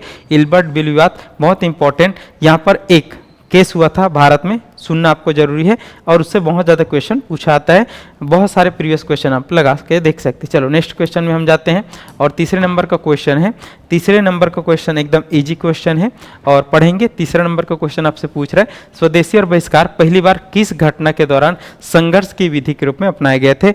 यहाँ पर पढ़ते साथ ही इसका आंसर आपको करना है कि इसका आंसर क्या हो सकता है, और इसका आंसर जो नहीं कर पाएगा थोड़ा सा तैयारी को और अच्छे से करेंगे, अच्छे से पढ़ेंगे भारतीय इतिहास को, जो भी इसका आंसर नहीं कर पाएंगे, जितने भी लोग जुड़े हैं इसका आंसर आना चाहिए। 65 लोग मेरे साथ जुड़े इस समय, तो 65 लोगों का आंसर तुरंत आना चाहिए, ठीक है। एकदम इजी क्वेश्चन है। ऐसे क्वेश्चन अगर छूटेंगे, ऐसे क्वेश्चन को अगर आप नहीं जानेंगे तो अभी आप बहुत पीछे हो कंपटीशन से, ठीक है। चलो अभी 2 क्वेश्चन जो है, चलो 2 क्वेश्चन में कुछ लोगों ने आंसर किया, कोई बात नहीं, वो थोड़े टफ क्वेश्चन थे, बट इसका आंसर आपको आना चाहिए, ठीक है। चलिए यहाँ पर आंसर आना चालू हो गया है 3 का। आकाश सिंह पहला आंसर देते हैं हर क्वेश्चन का, बहुत अच्छा बात है स्पीड मेंटेन करके। चलिए 3 का ए है, सोनिया का ए है, पूनम पटेल का है, ज्योति का है, ईसा गजेंद्र का, राहुल निर्मलकर का ए है, पवन यादव का ए है, आकाश सिंह का 3 का ए है, ठीक है। चलो तो इस क्वेश्चन पर ज़्यादा हम टाइम स्पेंड नहीं करते क्योंकि ये बहुत इजी क्वेश्चन है और बीच बीच में हम ऐसे इजी क्वेश्चन देते रहेंगे ताकि आपका मनोबल भी बढ़ा रहे और ऐसे कई इजी क्वेश्चन भी देखने को मिलते हैं। अगर 10 क्वेश्चन इतिहास से आ रहे हैं तो उसमें से 4 से 5 क्वेश्चन इजी रहेंगे, 4 से 5 क्वेश्चन यहाँ पर थोड़े से टफ रहेंगे, तो ऐसे इजी क्वेश्चन भी आते। देखो जो स्वदेशी और जो बहिष्कार है, हम सभी जानते हैं कि यहाँ पर भारत में बंगाल विभाजन अंग्रेजों ने किया था। कब बंगाल विभाजन किया था अंग्रेजों ने? 1905 को। और बंगाल विभाजन करने वाले जो यहाँ पर भारत के वायसराय कौन रहेंगे? लॉर्ड कर्जन रहेंगे। तो लॉर्ड कर्जन ने यहाँ पर 16 अक्टूबर 1905 को बंगाल विभाजन को प्रभावी कर दिया और उसके बाद हम देखेंगे तो पूरे भारत में इस बंगाल विभाजन का विरोध होगा और विरोध स्वरूप हम यहाँ पर स्वदेशी और बहिष्कार हम पहली बार अपनाएंगे कि हम स्वदेशी वस्तुओं का उपयोग करेंगे और अंग्रेजों की अंग्रेजी वस्तु और उनकी सेवाओं का भी हम विरोध करेंगे। तो ये हमको दिखेगा स्वदेशी और बहिष्कार हम इस आंदोलन के दौरान करेंगे, बंगाल विभाजन के दौरान। तो याद रखना बंगाल विभाजन कब हुआ था? 1905 में। बंगाल को 2 भागों में बांट दिया गया था, पूर्वी बंगाल और पश्चिमी बंगाल। बंगाल विभाजन करने वाले जो वायसराय लॉर्ड कर्जन थे और कब प्रभावी हुआ? तो 16 अक्टूबर 1905 को प्रभावी हुआ था, ये हमको समझना है। और इसी के विरोध में हमने यहाँ पर अपनाया था स्वदेशी और बहिष्कार, यहाँ पर प्रयोग किए थे पहली बार, ठीक है। चलो तो ये हमको देखना है, ये इंपॉर्टेंट, ठीक है। होम रूल आंदोलन की बात करें तो 1916 में होंगे एनी बेसेंट और बाल गंगाधर तिलक के द्वारा। असहयोग आंदोलन गांधी जी के द्वारा 1920 में किए जाएंगे और साइमन कमीशन की भारत यात्रा 1927 में होगा। ये सब चीज़ों को आपको समझते हुए चलना है, ठीक है। चलो आगे बढ़ते हैं और आगे आपके लिए चौथे नंबर का क्वेश्चन, और चौथे नंबर का जो क्वेश्चन है आप सभी पढ़ेंगे, ये 1857 की क्रांति से संबंधित है। किससे संबंधित है? 1857 की क्रांति से। तो 1857 के विद्रोह के कारणों के संदर्भ में निम्नलिखित में से कौन से सही है, ठीक है। मतलब यहाँ पर 4 कथन है और आपको सही बताना है, ठीक है। पहला, वेलेजली की सहायक संधि, अंग्रेजों द्वारा भारतीय रीति रिवाजों में हस्तक्षेप, अंग्रेजों के साथ भेदभावपूर्ण व्यवहार, चर्बी वाले कारतूस का प्रयोग। नीचे दिए गए कूट का प्रयोग से आपको सही उत्तर करना है, ठीक है, कि 1857 की क्रांति के पीछे, ठीक है, उसके जो कारण हुए हैं उसमें से आपको आंसर करना है चारों। और 1857 की क्रांति भी भारतीय इतिहास में एक महत्वपूर्ण टॉपिक है जो हमेशा आपके जो भी पेपर आप देते हो जिसमें भारतीय इतिहास रहता है वहां पर आता ही है, ठीक है। तो इस बात को आपको ध्यान रखना है और अच्छे से आंसर करना है इसका, ठीक है। चलो तो आंसर करेंगे और मैं आपके आंसर की प्रतीक्षा कर रहा हूँ। आकाश सिंह 4 का 1 2 3 4 बोल रहे हैं, नंदनी सूर्यवंशी डी, सोनिया राजेश्वरी, रजनी राजपूत, पूनम, दौलाल ध्रुव 1 2 4 बोल रहे हैं, संदेश तिग्गड्डी, ईसा गजेंद्री, राहुल डी, तरुण कुमार वर्मा, मन सिंह नेती है, दौलाल ध्रुव और राकेश निर्मलकर डी। चलो जितने भी बच्चे हैं लगभग सभी ने इसका सही आंसर किया है। चलो समझते हैं इसका आंसर क्या आ सकता है। चलो देखो यहाँ पर वेलेजली की सहायक संधि, आप सभी जानते हैं कि जो लॉर्ड वेलेजली है इसको ब्रिटिश साम्राज्य का द्वितीय संस्थापक बोला जाता है। प्रथम संस्थापक कौन है? तो प्रथम संस्थापक रॉबर्ट क्लाइव है। तो लॉर्ड वेलेजली ने जब ब्रिटिश सरकार लड़खड़ा रही थी बहुत सारे जगहों पर, तो इन्होंने यहाँ पर एक सहायक संधि लाया था, सब्सिडरी अलायंस लाया था, ठीक है। तो जो सहायक संधि था इसके द्वारा भी अंग्रेजों ने बहुत सारे राज्यों को हड़पा था, ठीक है। इस सहायक संधि के द्वारा उनका जो विदेश नीति है उस राज्य में सुरक्षा के नाम पर अपनी सेना रखते थे, वहाँ पर अपने एक रेजिडेंट रखते थे और पूरा नियंत्रण बना के रखते थे। तो सहायक संधि भी यहाँ पर 1857 की क्रांति के लिए एक कारण रहेगा, ये हमको देखना है।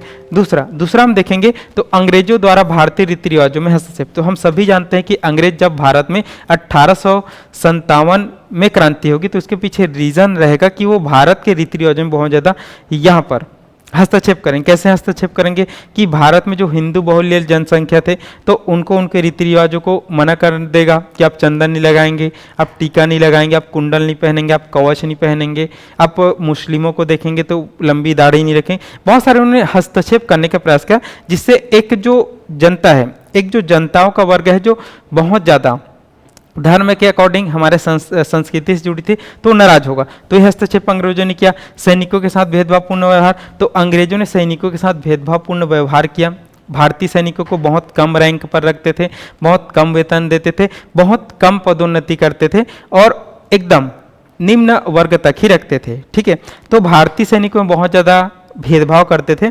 और जो 1857 की क्रांति है उसको करने वाले भी कौन रहेंगे, उसको शुरुआत यहाँ पर करेंगे सैनिक लोग ही करेंगे। मंगल पांडे, आप सभी जानते हो, मंगल पांडे ने शुरुआत किया था। तो इसको सैनिक विद्रोह के नाम से ही जाना जाता है कि सैनिकों ने भी 1857 की क्रांति में अपने साथ हुए भेदभाव का यहाँ पर बदला लिया। तो ये भेदभाव तो होता था सैनिकों के साथ। चर्बी वाले कारतूस का प्रयोग, तो 1857 की क्रांति का तात्कालिक कारण यही था कि अंग्रेजों ने जब अपने यहाँ पर एक नई राइफल लाया था, एनफील्ड राइफल, जिसमें कारतूस और बुलेट को एक साथ पैक करने के लिए यहाँ पर कपड़ा का उपयोग किया गया था और कपड़े के रूप में उन्होंने महीन चर्बी युक्त कारतूसों का प्रयोग किया था, जिनका विरोध यहाँ पर किया गया भारतीय सैनिकों के द्वारा।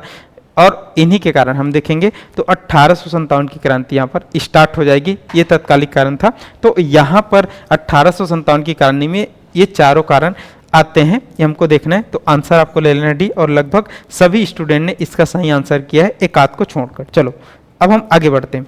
आगे जब हम बढ़ेंगे तो आपके लिए 5वें नंबर का क्वेश्चन है, और ये भी शायद रिपीट नहीं है। हाँ चलो, ये दूसरा है 1857 की क्रांति से, और पढ़ेंगे आप सभी और इसका आंसर करेंगे। देखो 1857 की क्रांति के धार्मिक कारणों के संबंध में नीचे दिए कथनों पर विचार करना है।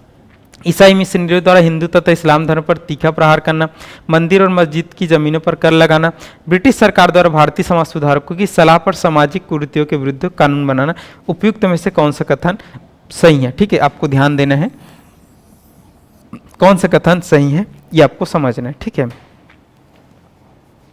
चलिए, तो यहाँ पर कौन से कारण पूछा गया है 1857 की?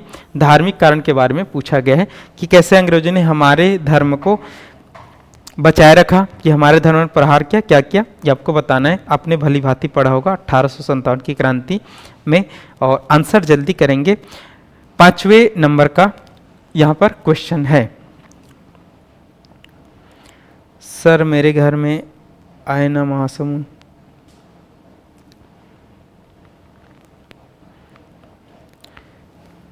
चलिए, शेयर स्टॉक मार्केट, चलिए, ज्योति 5 का डी, आकाश आल, सोनिया 5 का डी, पूनम पटेल डी, नवीन यादव 5 का डी, राजेश्वरी 5 का डी, नंदनी सूर्यवंशी डी, ईसा गजेंद्र डी, पूनम, राहुल, तरुण कुमार वर्मा, राकेश निमलकर, प्रदीप डी, ज्योति।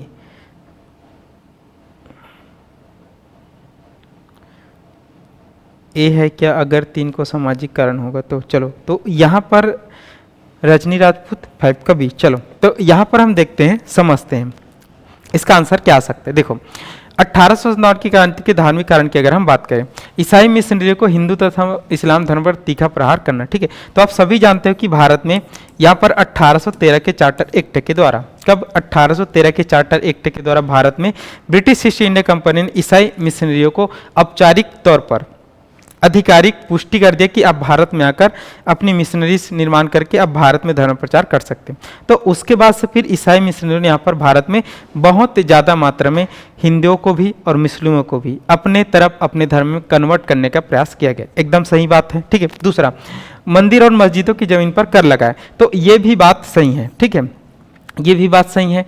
जब यहाँ पर अंग्रेज आए शुरुआत में और भारत पर कब्जा किया, तो वो शुरुआत में भारत के जो मंदिर है और मस्जिद है उस पर कोई कर नहीं लगाते थे, लेकिन उन्होंने जब अपने धर्म का प्रचार करने का प्रयास किया और भारत के लोगों ने नहीं माना, तो फिर उनके बाद उन्होंने मंदिर और मस्जिद, मंदिर हिंदुओं का पवित्र स्थल है, मस्जिद मुसलमानों का पवित्र स्थल है, और उस समय इन्हीं की संख्या ज़्यादा थी, आज भी है। ठीक है, तो उनके ज़मीनों पर उन्होंने टैक्स लगा दिया, और टैक्स इस सेंस में लगा दिया कि अगर हम टैक्स लगाएंगे तो शायद ये लोग हमारे साथ जुड़ने का प्रयास करेंगे, हमारे धर्म में आने का प्रयास करेंगे। तो ये भी क्या है, सही बात है। ठीक है, उसके बाद तीसरा अगर हम बात करें, ब्रिटिश सरकार द्वारा भारतीय समाज सुधारकों की सलाह पर सामाजिक कुरीतियों के विरुद्ध कानून बनाना। ठीक है, तो यहाँ पर हम देखेंगे ये भी बात सही है कि जो ब्रिटिश सरकार है, उस ब्रिटिश सरकार ने उस समय भारत में जितने भी सामाजिक समाज सुधारक जो उत्पन्न हो रहे थे, जैसे अगर हम देखेंगे राजा राम मोहन राय ने बहुत ज़्यादा प्रयास किया अंग्रेजों के साथ मिलकर कार्य करने का,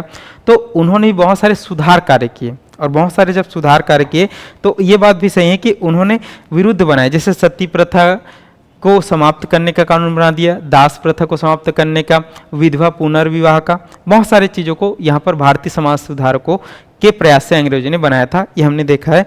तो यहाँ पर इसका आंसर आ जाएगा उपयुक्त सभी, डी आएगा, ये हमको देखना है। ठीक है, चलो आगे बढ़ते हैं, और आगे आप सबके लिए क्वेश्चन यहाँ पर आता है, शेर शाह के सैन्य बल के संदर्भ में निम्नलिखित कथनों पर विचार करना। ठीक है, शेर शाह के सैन्य बल, ठीक है, शेर शाह सूरी आपको पढ़े होंगे भारतीय इतिहास में, तो शेर शाह सूरी के सैन्य बल के संदर्भ में निम्नलिखित कथनों पर विचार करना। उसने घोड़ों पर शाही निशान लगवाए, डाक प्रणाली खिलजी से उधार ली, सिपाहियों का व्यक्तिगत परिचय चेहरा नाम के दस्तावेज में नहीं था, सिपाहियों को वेतन के रूप में जागीर दी जाती थी। उपयुक्त कथनों में से कौन सा सही नहीं है? देखना, ध्यान रखना ना, यहाँ पर मैं गोला लगा रहा हूँ, कौन सा सही नहीं है, कौन सा सही नहीं है इस पर। ठीक है, तो 4 पॉइंट यहाँ पर दिए गए हैं। ठीक है, अब 4 पॉइंट में आपको कौन कौन से पॉइंट सही नहीं लग रहे हैं, उस हिसाब से इसको आपको बता दें। ठीक है, चलो, और ये शेर शाह सूरी के बारे में बात कर रहा है, शेर शाह सूरी के सैन्य मतलब उसके सैनिक बल के बारे में बात कर रहा है, ये हमको देखना है, ये हमको समझना है। आप सभी लोग बताएंगे, ध्यान रखना, यहाँ पर सही नहीं है के बारे में पूछा गया। चलो, ये थोड़ा सा आपको टफ जा सकता है, इसका आंसर कर दिए तो आप बहुत अच्छे पढ़ रहे हैं और बहुत गहराई से पढ़ रहे हैं। चलो बताएंगे, आंसर करेंगे इसका।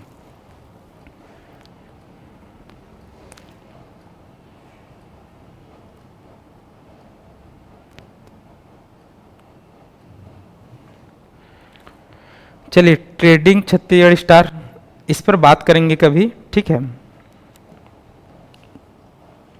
चलिए, पूनम पटेल 6 का बी बोल रहे हैं, आकाश सिंह स्किप बोल रहे हैं, ओनली 4 बोल रहे हैं। ठीक है, चलिए, 6 का बी, नवीन यादव 6 का सी, नंदिनी सूर्यवंशी बी, राकेश नीलकर 6 का बी, सविता प्रधान 6 का ए, रजनी राजपूत 6 का सी, ईजा का स्किप बोल रहे हैं, और राजेश्वरी 6 का बी, और प्रदीप पटेल ए। चलो, तो किसी का भी यहाँ पर हम देखेंगे सही आंसर नहीं दे पाए। चलो कोई बात नहीं, ये क्वेश्चन वैसा है, बात करते हैं, अब थोड़ा सा रिलैक्स फील करेंगे। चलो हम देखेंगे किसके बारे में, शेर शाह सूरी के बारे में। तो शेर शाह सूरी जो है आप सभी जानते हैं, ये सूरवंश के संस्थापक है। किसके संस्थापक है? सूरवंश के संस्थापक है, और इन्होंने सूरवंश की नींव डाली हुमायूं को हराकर। किनको हराकर? हुमायूं को हराकर। तो 1540 से लेकर 1555 तक सूरवंश का शासन रहा। किसका शासन रहा? 1540 से लेकर 1555 तक सूरवंश का शासन रहा। ठीक है, तो इसी में हम 1540 से 1545 तक शेर शाह सूरी को जानते हैं शासक के रूप में। तो जो शेर शाह सूरी है उसका जो शासनकाल है वो पूरी तरीके से शांतिपूर्ण तरीके से जाना जाता है, क्योंकि उनके पीछे शेर शाह सूरी एक बहुत विद्वान व्यक्ति था, जिन्होंने बहुत ज़्यादा यहाँ पर काम भी किया था। किसके साथ? हम देखेंगे तो बाबा के साथ भी काम किया था। ठीक है, उससे पहले वो बहुत ज़्यादा यहाँ पर प्रभाव में रहे और पिछले राजाओं के। तो शेर शाह सूरी ने यहाँ पर काम किया था, और शेर शाह सूरी ने अपने सैनिकों में बहुत सारी चीज़ों को किया था। तो उनको हमको समझें। देखो, उसने घोड़ों पर शाही निशान लगवाए। ठीक है, तो उसने घोड़ों पर शाही निशान लगवाए, एकदम सही है। ठीक है, एकदम क्या है यहाँ पर सही बात है। ठीक है, एकदम यहाँ पर सही बात है, उन्हें शाही निशान लगवाए घोड़े पर, इसलिए लगवाए क्योंकि वो अपने घोड़ों को पहचान सके। पहले होता क्या था कि जो राजा होता था वो सैनिकों को रखता था और उनको घोड़े देता था। ठीक है, क्योंकि इस युद्ध के लिए हमको बहुत ताकतवर घोड़े चाहिए। और होता क्या था कि वो जो सैनिक होते थे घोड़े को अपने घर ले जाते थे, और कोई मरने वाला ऐसा घोड़ा को ला देते थे, तो उससे परेशान होते थे। तो इन्होंने बोला कि मैं जो घोड़ा दिया हूँ उसी घोड़े मेरे पास आना चाहिए। तो उन घोड़ों पर इस शाही निशान लगवाते हैं ताकि घोड़ों की मार्किंग किया जा सके, घोड़ों को पहचाना जा सके। क्योंकि अब घोड़े अगर लाख संख्या में, तो आप हर घोड़े को तो याद नहीं रख सकते, और उस समय कोई कैमरा भी नहीं है और कोई आधुनिक यंत्र भी नहीं जिसे हम एक पहचान बना सके। तो इसलिए वो घोड़े पर शाही निशान लगवाते थे। बिल्कुल सही बात। डाक प्रणाली अलाउद्दीन खिलजी से उधार ली।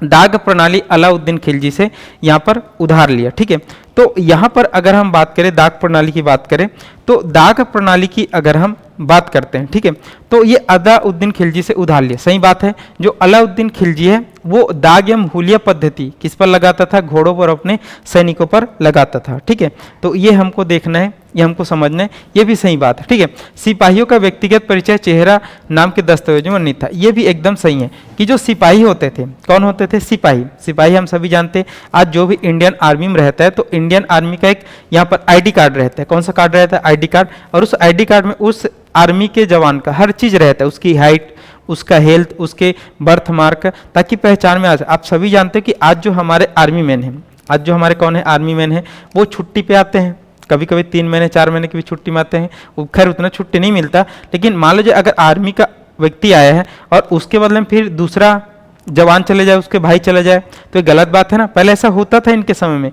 तो इन्होंने हर जो सैनिक है उसका पहचान करने के लिए उन्हें चेहरे, जैसे आज तो हम आधार कार्ड से पहचान लेंगे, आज तो हमारे पास बहुत सारी चीज़ें, तो उस समय ऐसा नहीं था, तो उन्होंने हर आर्मी पर्सन को चेहरा नाम के दस्तावेज में उसका व्यक्तिगत परिचय लिखा जाता, ताकि अगर कोई सैनिक घर गया है तो उसके बदले में उसका भाई मत आए, वहीं आए काम करने के लिए, ताकि उसको प्रशिक्षित किया गया, सब चीज़ किया गया, तो नुकसान नहीं होना चाहिए। ये हमको देखना है। सिपाहियों को वेतन के रूप में जागीर दी जाती थी, उपयुक्त कथनों में से सही नहीं, तो सही नहीं में ये आएगा। ठीक है, सिपाहियों को वेतन के रूप में जो शेरशाह सूरी है वो नगद वेतन देता था, कैश वेतन देता था, जागीर नहीं देता था। तो यहाँ पर हम देखेंगे तो चौथी बातें सही नहीं है, और आंसर कौन सा आ जाएगा? डी आ जाएगा, ये हमको समझना है। और शेरशाह सूरी के शासनकाल को यहाँ पर एकदम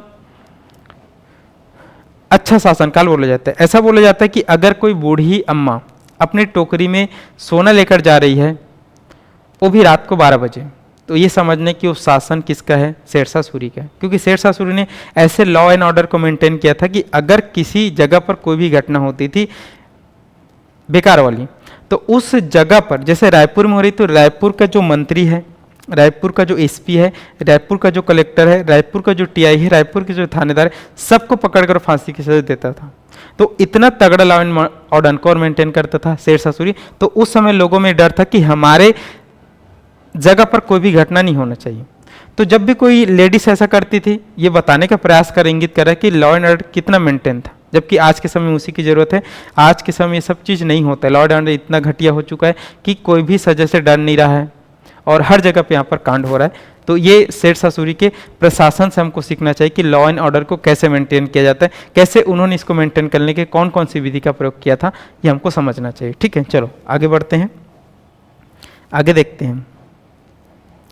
हाँ, ये कार्य दिल्ली सल्तनत के शासक ने शुरुआत किया था। चलिए आगे बढ़ते हैं। हाँ, 7वें नंबर का क्वेश्चन आप सबके बीच में है।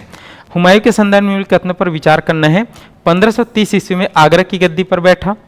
पूर्वी भारत का प्रवेश द्वार कहे जाने चुनार दुर्ग पर घेरा डालते समय उसका सामना शेर खां से हुआ। उपयुक्त कथनों में से कौन सा सही है? ठीक है, यहाँ पर अब सही पूछा गया। चलो, एकदम इजी क्वेश्चन है, आप लोग इसका आंसर करेंगे जल्दी से।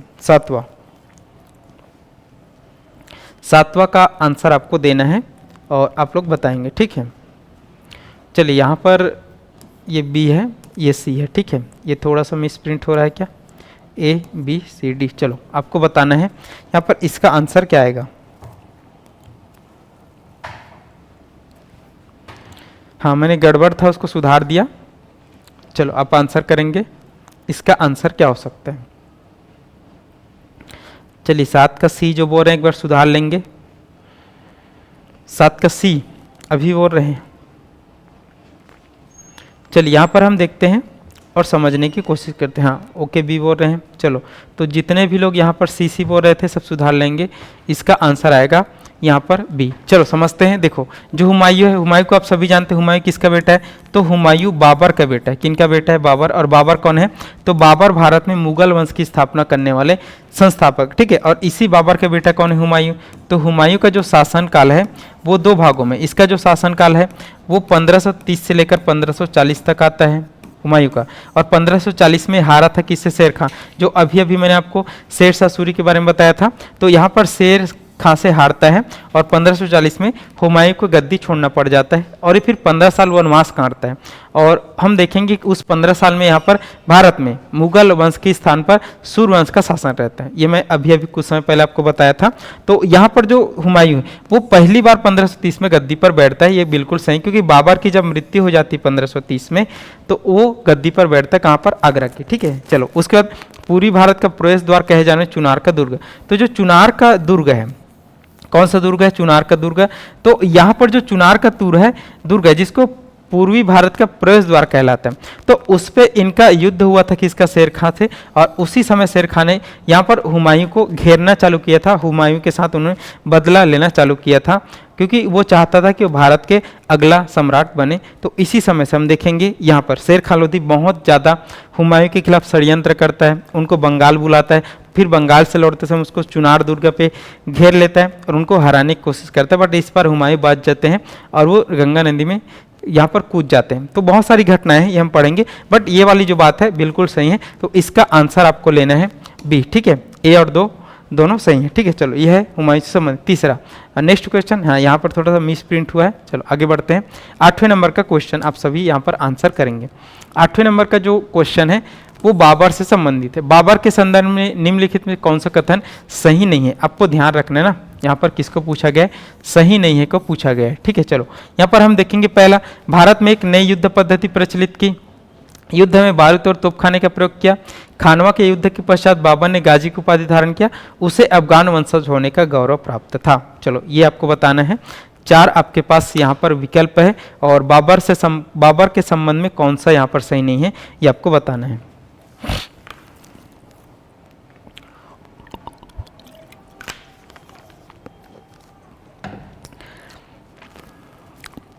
रजनी राजपूत जी, सीडीपी का क्लास हो गया है ना? सीडीपी का क्लास हो गया है पहले का, ठीक है।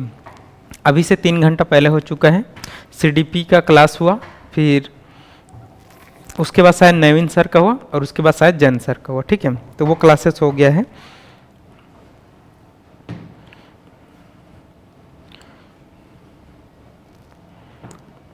सर ज्योति जो बोले वही सही आंसर। ज्योति क्या बोल रही है?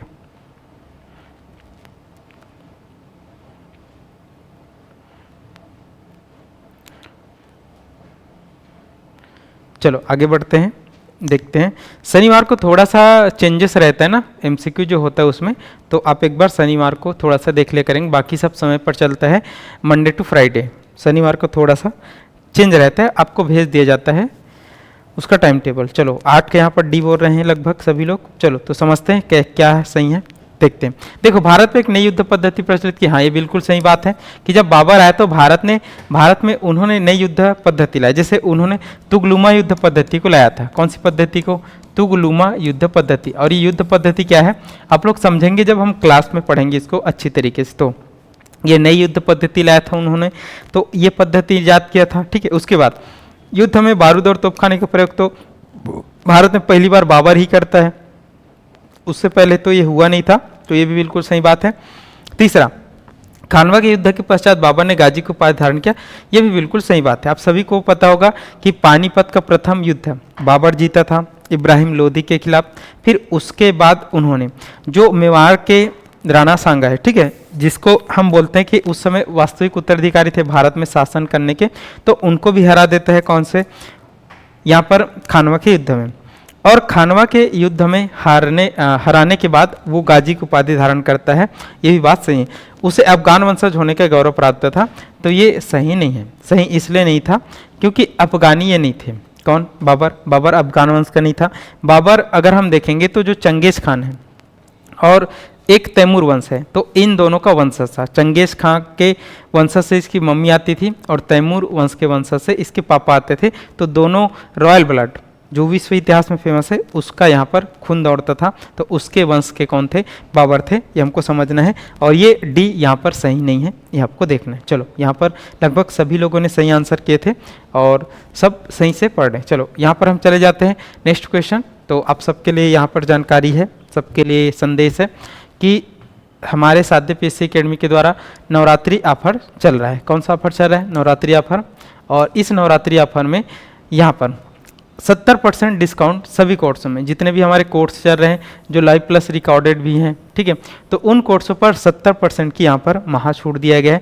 जैसे जितने भी हमारे शिक्षक भर्ती की तैयारी करते हैं हमारे प्यारे स्टूडेंट, तो उन सब के लिए हम देखेंगे तो व्यायाम शिक्षक का है, योग शिक्षक का है, शिक्षक भर्ती का है, ठीक है, यहाँ पर संस्कृत व्याख्याता का है, बायो व्याख्याता का है, रसायन शास्त्र का है, ठीक है। अमीन पटवारी के लिए जो अब आने वाले हैं, जिसका फॉर्म भी चालू हो चुका है, साथ ही साथ भौतिकी व्याख्या और हिंदी व्याख्याता की यहाँ पर आपके पास क्लासेस है, और भी इसके अलावा बहुत सारे क्लासेस है, ठीक है। तो उन सब पर लगभग 70% तक का यहाँ पर छूट चल रहा है, और उम्मीद है आप सभी इनका अधिक से अधिक लाभ उठाएंगे। बहुत सारे जो बच्चे हैं जो पूछते रहते कि सर ऑफर कब आएगा, ऑफर कब आएगा, ऑफर आएगा तो हम थोड़े से कम प्राइस में ले सकते हैं, हमारे पास फाइनेंशियली दिक्कत है, तो उन सब के लिए यहाँ पर बहुत अच्छा ऑफर है, आप इसका लाभ उठाएंगे। 70% ऑफ बहुत होता है। और इससे पहले आप सबको पता है कि हमने यहाँ पर फ्री में भी कोर्स, जिसमें नॉमिनल फ़ी जो एप्लीकेशन चार्ज लगता था उसमें दिए थे, बट वो ऑफर साल में एक ही बार हम दे सकते हैं, बट अभी 70% का ऑफ चल रहा है, तो आप सभी इसका लाभ उठाएंगे। जो भी बच्चे यहाँ पर थोड़ा सा फाइनेंशियली दिक्कत है, फाइनेंशियली तरीके से वो पूरा कोर्स नहीं खरीद सकते हैं, तो 70% आपके साथ करेंगे तो आपको छूट मिल जाएगा, ये आपको बताना है। चलो आगे बढ़ते हैं और हम नेक्स्ट क्वेश्चन पर तैयार करते। देखो हाँ, ये जो इससे आपको जुड़ना है, जो भी बच्चे सीजी टेट जिसका पेपर फरवरी में होने वाला है, तो उसके लिए आपके लिए सीजी टेट, शिक्षक भर्ती, सहायक शिक्षक, सबका सिलेबस लगभग सेम है, कुछ कुछ सब्जेक्ट पूरे सेम है, ठीक है। जिसमें हम सीडीपी की बात करते हैं, हिंदी, मैथ्स, कंप्यूटर की बात करते हैं, जियोग्राफी, पॉलिटी, हिस्ट्री, ठीक है। तो ये तीनों सीडीपी नीतू मैम के द्वारा, हिंदी, मैथ्स, कंप्यूटर नवीन सर के द्वारा, और geography, polity, history Jain sir के द्वारा यहाँ पर हर दिन 3 से 6, मैंने बताया हर दिन 3 से 6 यहाँ पर मंडे टू फ्राइडे। सैटरडे को थोड़ा सा यहाँ पर टाइम इधर उधर हो सकता है, या फिर सैटरडे को भी सेम रह सकता है। तो यहाँ पर आपको यहाँ पर हफ्ता के 6 दिन में पूरी तरीके से तैयारी कराया जाता है, वो भी निःशुल्क। वो कैसा तैयारी है, एमसीक्यू के द्वारा तैयारी कराया जाता है। आप जितना भी पढ़ते हो उनका यहाँ पर टेस्ट लिया जाता है, और आप सबको पता है कि जो एमसीक्यू होता है आपकी तैयारी को बहुत अच्छी तरीके से सुदृढ़ करता है, आपके जो पढ़ाई उसको निखारता है, गलतियों को कम करता है, और अपने कॉन्फिडेंस लाता है, ठीक है। तो इससे आप लोग जुड़ेंगे हर दिन। जितने भी बच्चे जो सीजी टेट की तैयारी कर रहे हैं, जो शिक्षक भर्ती की तैयारी कर रहे हैं, तो उनके लिए बहुत रामबाण है, ये एमसीक्यू हर दिन आता है, इससे आप लोग जुड़ेंगे, ठीक है। चलो आगे बढ़ते हैं और क्वेश्चन 9वें नंबर पर आप चर्चा करेंगे, ठीक है। तैमूर याद नहीं आ रही थी सर, हाँ कोई बात नहीं। चलो हिमांशु पूछ रहे हैं सर आने वाले समय पटवारी का आ सकता है क्या आपके हिसाब से?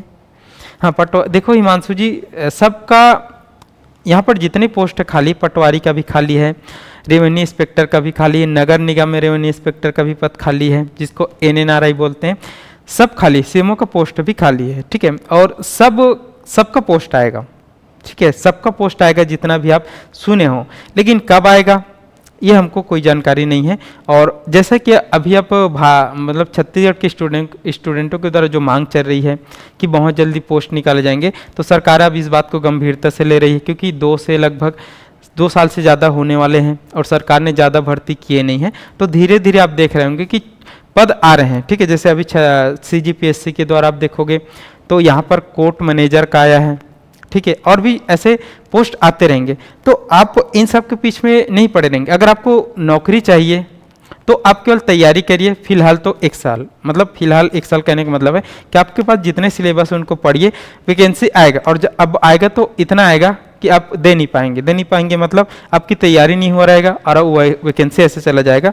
तो पोस्ट बहुत खाली है, और ऐसा नहीं कि वो नहीं आएगा, अभी नहीं तो 6 महीना बाद आएगा, साल भर बाद आएगा, लेकिन आएगा, ठीक है। तो सबका पोस्ट खाली है, लेकिन वही बात है कि कब आएगा तो उसके बारे में मेरे को जानकारी नहीं है, और नहीं किसी और कोई बता सकते, ठीक है। तो समय समय पर जो भी जानकारी न्यूज़पेपर के द्वारा, विभाग के द्वारा मिलता है, उसको भी आप पढ़ते हैं, उसको भी मैं पढ़ता हूँ, लेकिन वैकेंसी खाली है, वैकेंसी आएगा, अभी नहीं तो 6 महीने बाद, साल भर बाद आने, क्योंकि सरकार को भी काम दिखाना है युवाओं के लिए, युवा वर्ग बहुत बड़ा है, तो वैकेंसी आने वाली, बस आप अपनी तैयारी करके रहिए, एक में नहीं होगा तो दूसरे में होगा, ठीक है। और ये अब जैसे जैसे चुनाव नज़दीक आते जाता है, वैकेंसियाँ बढ़ती जाती है, रिक्त पद को भरे जाते हैं, तो ध्यान रखेंगे बहुत अच्छी तरीके से। अब ये समय क्रूशल है, अब यहाँ से तैयारी को उधार देंगे। वैकेंसी कभी भी, हर वैकेंसी आनी है, जिसकी आप योग्यता रखते हैं उसको आपको देना है। चलो आगे बढ़ते हैं। हाँ क्वेश्चन, हाँ ऑफर आप सबके लिए रहता है। चलो आंसर करेंगे 9वें का। एक तरफ है यहाँ पर मध्यकालीन विभाग और उससे संबंधित प्रधान है, ठीक है। तो एक इसका आंसर आप करेंगे जल्दी से। 9th का चलिए नंदनी सूर्यवंशी, आकाश सिंह 9th का 2-4, रजनी डी, पूनम पटेल डी,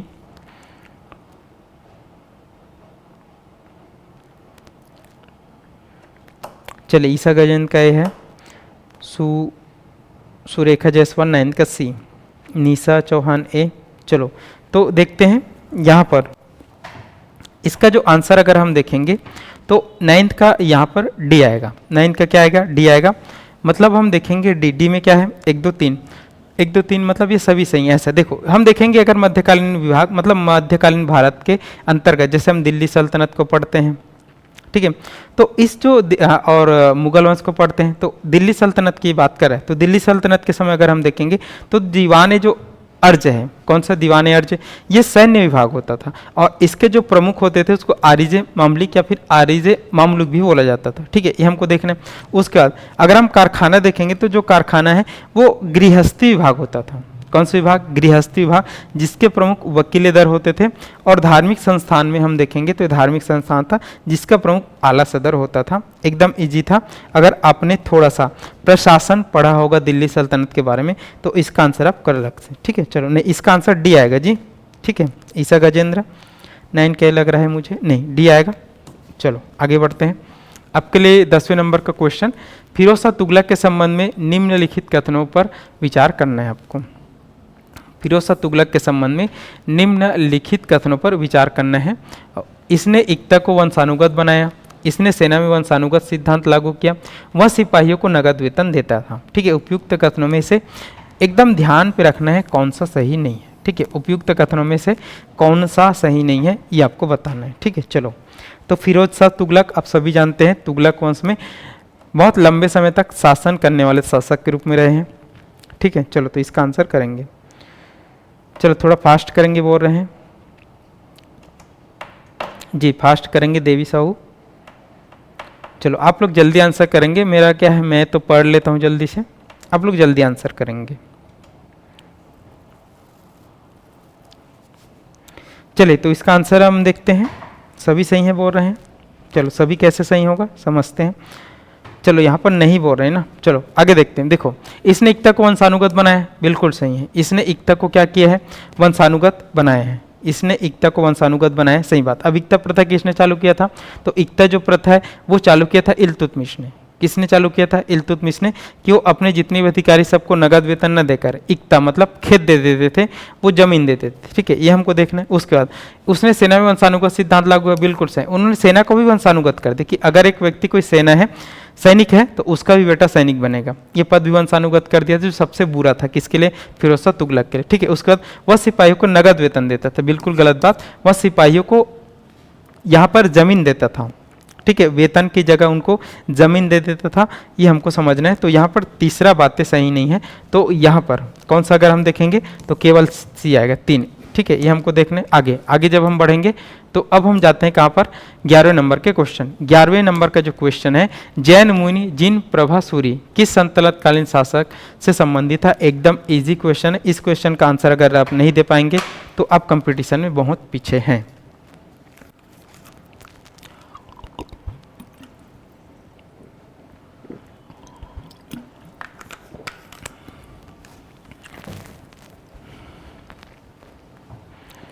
चलिए आंसर करेंगे 11वें नंबर के क्वेश्चन का।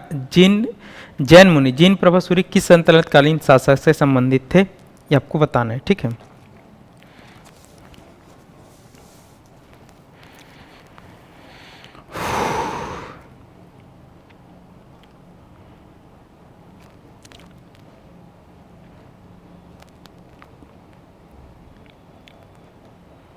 चलिए 11 का सी बोल रहे हैं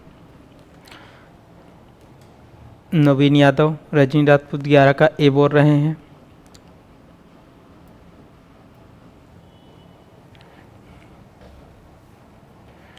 चलिए बाकी लोग भी आंसर करेंगे। 11 का डी। चलिए तो थोड़ा सा आप लोग अच्छे से पढ़ेंगे, ये बहुत इजी क्वेश्चन है। इसका जो आंसर आ जाएगा वो बी आएगा, मोहम्मद बिन तुगलक। वो कौन सा आ जाएगा? मोहम्मद बिन तुगलक। अब सभी जानते हैं कि मोहम्मद बिन तुगलक को भारतीय इतिहास में, जिसका शासनकाल 1324 से 1351 रहा, इनको पागल सुल्तान के नाम से जाना जाता है। किन के नाम से? पागल सुल्तान के नाम से, सन के सुल्तान के नाम से, अभागा सुल्तान के नाम से जाना जाता है। ठीक है, तो इन्होंने जो भी काम किए सब में ये पूरी तरीके से बैड लक रहा है इनका। लेकिन ये बहुत ज़्यादा पढ़े लिखे व्यक्ति थे, बहुत ज़्यादा ज्ञानवान व्यक्ति थे। और कभी कभी होता है कि व्यक्ति जब बहुत ज़्यादा पढ़ा लिखा रहता है, बहुत ज़्यादा ज्ञान होता है, तो उन ज्ञान का प्रयोग धरातल पर नहीं कर पाता है। ठीक है, वो एग्जीक्यूशन नहीं कर पाता है। तो इन्होंने जितने भी प्रयोग किए, जैसे इन्होंने सांकेतिक मुद्रा का प्रचलन किया, तो आज सांकेतिक मुद्रा इंपॉर्टेंट था, सांकेतिक मुद्रा के बिना कुछ नहीं चल सकता, लेकिन उस समय नहीं चल पाए, इन्होंने एग्जीक्यूशन वैसा नहीं कर पाए। 2 अपकर में वृद्धि किया तो अकाल पड़ गया, राजधानी परिवर्तन किया दिल्ली से दौलताबाद। ठीक है, तो बहुत सारे चीज़ इन्होंने किया, सब में फेल हो गए। लेकिन ये विद्वान था और इनको बहुत सारे धर्मों के बारे में पढ़ने का, सुनने का, उनकी अच्छाई को जानने का इनको बहुत ज़्यादा यहाँ पर इच्छा था, बहुत ज़्यादा इसको जानने के इच्छुक थे। तो इन्होंने अपने दरबार में बहुत सारे जो अलग अलग धर्म के लोग हैं उनको बुलाते थे और सुनते थे। तो उसी में यहाँ पर हम देखेंगे जैन धर्म के जो मुनि थे, जिन प्रोफेसर, उसको भी अपने शासन, अपने दरबार में जगह दिया था और उनसे वो कार्य करते थे, उनसे वो सुनते थे। तो वो कौन है? यहाँ पर मोहम्मद बिन तुगलक। ठीक है, जबकि अलाउद्दीन खिलजी तो खिलजी वंश से संबंधित थे, गयासुद्दीन तुगलक यहाँ पर मोहम्मद बिन तुगलक से पहले बने थे, और फिरोज शाह तुगलक ये हमने पढ़ा, ये मोहम्मद बिन तुगलक के बाद बनेंगे। ठीक है, चलो आगे बढ़ते हैं। आगे यहाँ पर आता है 12वें नंबर का question. Nicolo de Conti, Abdul Razzaq Afanasy, Nikitin और फन्नाव नुनीज ने किस साम्राज्य की यात्रा किया था? एकदम इजी क्वेश्चन है, इसका आंसर आप लोग करेंगे। हाँ, रक्त पिपासु भी बोला जाता है।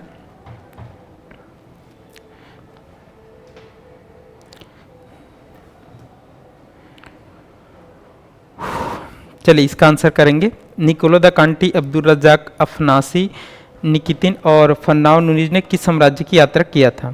ठीक है, चलिए आंसर करेंगे कन्नौज का, विजयनगर का, होयसल का, राष्ट्रकूट साम्राज्य का। ठीक है, जब भी आप क्वेश्चन लगाने जाएंगे, कोई भी एग्जाम देने जाएंगे, तो एक अलग से आप एक अपने पेज में बनाना भारत आने वाले विदेशी यात्रियों के बारे में। किसके बारे में?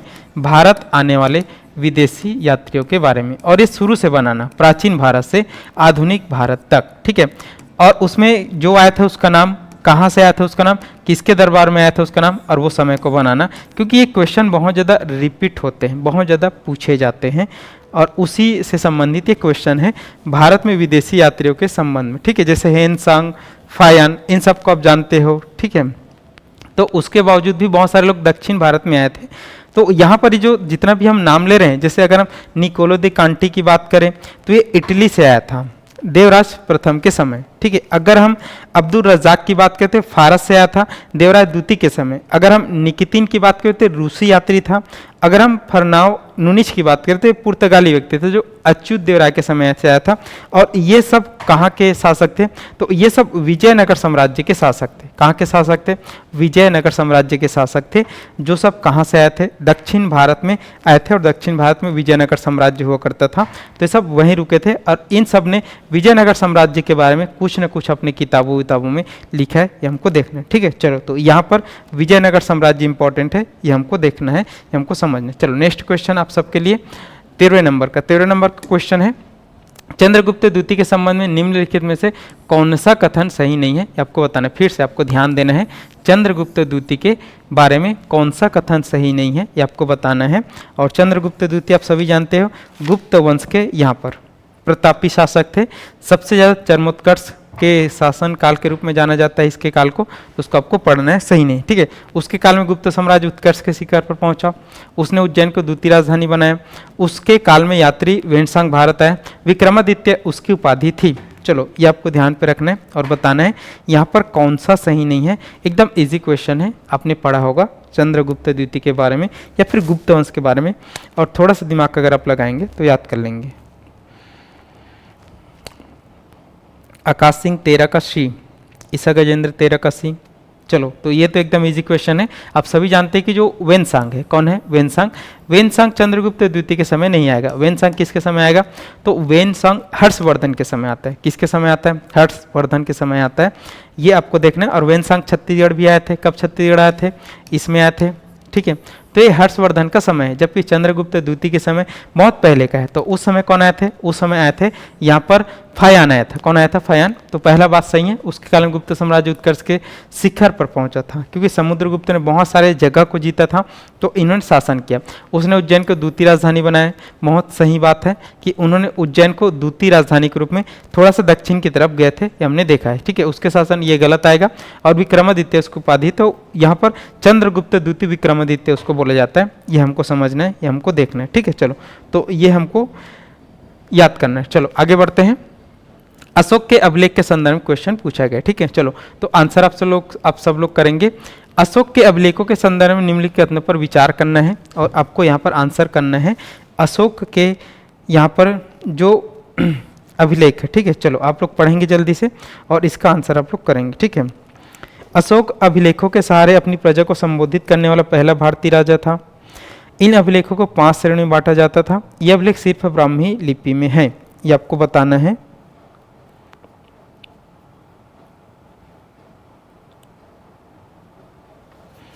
चलिए आंसर करेंगे अशोक के अभिलेखों के बारे में। जब भी आप अशोक पढ़ेंगे तो अशोक के अभिलेख आपको बहुत मिलेंगे। शिलालेख भी मिलेंगे, ठीक है, स्तंभ लेख भी मिलेंगे, गुहा लेख भी मिलेंगे। तो भर भर के मिला है अशोक के अभिलेख। ठीक है, बृहद अभिलेख, लघु अभिलेख, बहुत सारे। ठीक है, अभिलेखों से भी बहुत क्वेश्चन आते हैं अशोक के। चलो चर्चा करते हैं। तो अशोक अभिलेखों के साथ अपनी प्रजा को संबोधित करने पहला बार, एकदम सही बात है कि अशोक ही पहला राजा था जो अपने अभिलेखों के द्वारा जनता को संबोधित करता था। जैसे इन्होंने 14 बृहद शिलालेख में 14 लाइन लिखवाए, 14 बातें लिखवाए अपनी जनता के लिए। तो जनता को इंगित करते हुए, जनता को समझाने के लिए वो ऐसा प्रयोग करता था। तो ये पहला राजा था। ठीक है, इन अभिलेखों को 5 श्रेणियों में बांटा जा सकता है। बिल्कुल सही बात है कि इनके जो अभिलेख है उनको कितने श्रेणी में बांटा जा सकता है? 5 श्रेणी में बांटा जा सकता है। ये हमको देखना है। बृहद शिलालेख है, दीर्घ शिलालेख है, ठीक है, मतलब बृहद शिलालेख है, लघु शिलालेख है, लौ स्तंभ लेख है, बृहद लघु स्तंभ लेख है, गुहा लेख। तो 5 श्रेणी में इसके अभिलेखों को बांटा जा सकता है, ये हमको देखना है। ठीक है, उसके बाद तीसरा, ये अभिलेख सिर्फ ब्राह्मी लिपि में लिखे गए, ये बिल्कुल गलत है। ठीक है, अभिलेख के जो मतलब अशोक के जो अभिलेख है वो केवल ब्राह्मी में नहीं लिखे गए हैं। जैसे हम भारत के उत्तर पश्चिम क्षेत्र, आज का पाकिस्तान अफगानिस्तान क्षेत्र में जाएंगे तो हमको वहाँ पर खरोष्टी लिपि भी मिल जाएगा, अरिमेक लिपि भी मिल जाएगा, यूनानी लिपि भी मिल जाएगा। ठीक है, तो केवल ब्राह्मी में नहीं, जो भारत में जितने भी अभिलेख है अशोक के वो सब लिखे गए हैं कौन सी लिपि में? ब्राह्मी में। बाकी भारत से बाहर जो आज स्थित है, जो भारत पाकिस्तान अफगानिस्तान वाले क्षेत्र है, वहाँ पर अरिमेक, यूनानी और खरोष्ठी लिपि में भी लिखे गए हैं। ये आपको ध्यान पे रखना है। लेकिन पूरे भारत के लिए उन्होंने कौन सी लिपि का उपयोग किया था? ब्राह्मी लिपि। तो अशोक ये जानता था कि जहाँ पर भी जिस तरीके से लोग रहेंगे उस तरीके की भाषा में अगर हम उपयोग करेंगे, तो भारत के लोग ब्राह्मी लिपि को पढ़ते थे, ब्राह्मी लिपि से जानते थे। तो भारत के तरफ के लोगों के लिए ब्राह्मी लिपि और उत्तर भारत के लिए, उत्तर पश्चिम क्षेत्रों के लिए जहाँ के लोग अलग अलग भाषा, अलग अलग लिपि बोलते थे, तो उसको यहाँ पर उस हिसाब से किया था। ये हमको देखना है। ठीक है, चलो तो आगे बढ़ते हैं और इसमें आप लोग आंसर लगा लेंगे। कौन सा आएगा? 1 और 2 सही है, तो 1 और 2 कौन सा? ए में। ठीक है, चलो तो इसका आंसर आ जाएगा ए। और आप लोग नेक्स्ट क्वेश्चन की तरफ बढ़ जाएंगे। चलो, किस बौद्ध मूल ग्रंथ में मौर्य सम्राट अशोक का विवरण समाहित है? ये आपको बताना है कि किस बौद्ध में, यहाँ पर हम देखेंगे। ठीक है, चलो ये भी एकदम इजी क्वेश्चन है, 15 नंबर का क्वेश्चन। ठीक है, किस बौद्ध मूल ग्रंथ में मौर्य सम्राट अशोक का विवरण समाहित है? ठीक है, विनय पिटक, सुत पिटक, अभिधम पिटक, महावमस्सा। ठीक है, एकदम इजी क्वेश्चन है, आंसर करेंगे। जिसमें यहाँ पर बौद्ध मूल ग्रंथ में मौर्य सम्राट के अशोक का विवरण समाहित है, ये आपको बताना है। ठीक है,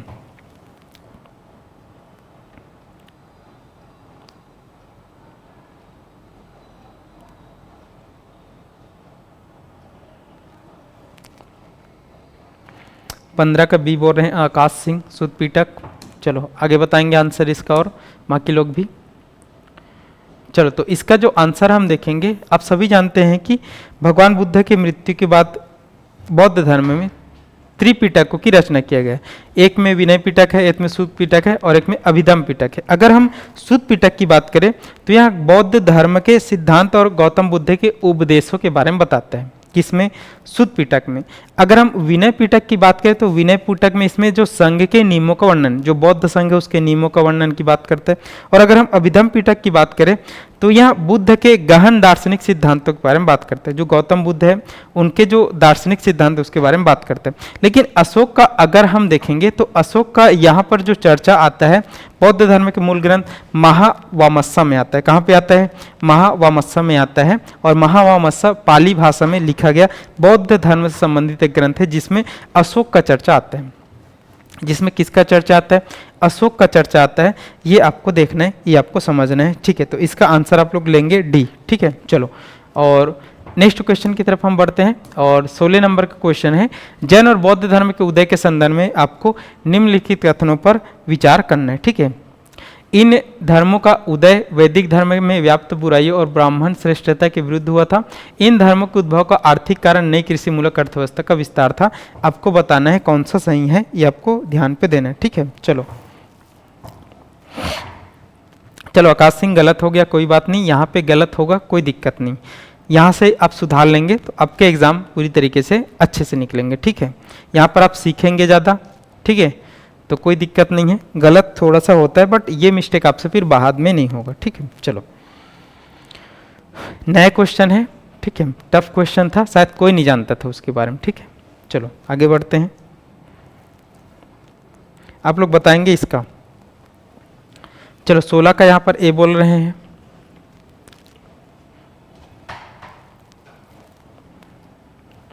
चलो 16 का आंसर करेंगे। देखो आप सभी जानते हैं कि जैन धर्म और जो बौद्ध धर्म है, जैन धर्म बहुत पुराना धर्म है, बौद्ध धर्म से भी बहुत पुराना धर्म है, ठीक है। लेकिन जो जैन धर्म है बहुत ज़्यादा पॉपुलर हुआ महावीर स्वामी के समय, और महावीर स्वामी समकालीन थे यहाँ पर किनका? वो समकालीन थे गौतम बुद्ध का। किनके समकालीन थे? गौतम बुद्ध का। तो महावीर स्वामी यहाँ पर लास्ट तीर्थंकर है, 24वें तीर्थंकर है बौद्ध जैन धर्म के, और बौद्ध धर्म में गौतम बुद्ध प्रमुख है। तो दोनों धर्म एक साथ यहाँ पर बहुत ज़्यादा पॉपुलैरिटी को प्राप्त किया 6ठी शताब्दी ईसा पूर्व में। तो उसी को पूछ रहा है कि इनके पीछे रीजन क्या है। तो इसके पीछे रीजन हम देखेंगे तो इन धर्म का उदय वैदिक धर्म में व्याप्त कुरीति और ब्राह्मण श्रेष्ठता को हुआ। तो ये बहुत सही है, ठीक है। हम देखेंगे कि उस समय जब वैदिक धर्म बहुत ज़्यादा व्याप्त हो गया था कि वैदिक धर्म में अब यहाँ पर कर्म इंपॉर्टेंट नहीं था। वैदिक धर्म में, वैदिक धर्म में जन्म इंपॉर्टेंट था। 4 वर्गों में बांट दिया गया था काम को, ब्राह्मण, क्षत्रिय, वैश्य, शूद्र, और उसमें ब्राह्मण और क्षत्रिय अपने आप को आगे किए हुए थे और वैश्य और शूद्र को कोई भी महत्व नहीं मिलता था। धार्मिक कर्मकांड बढ़ चुका था, बलि प्रथा बढ़ चुका था, यज्ञ के नाम पर बहुत सारे कांड कराए जाते थे। तो इसमें बहुत ज़्यादा बुराइयाँ आ चुकी थी, कुरीतियाँ आ चुकी थी, ठीक है। तो उससे जो निचले तबके के जो लोग थे जैसे शूद्र और वैश्य, वो बहुत ज़्यादा यहाँ पर डिमोटिवेट करते थे अपने आप को।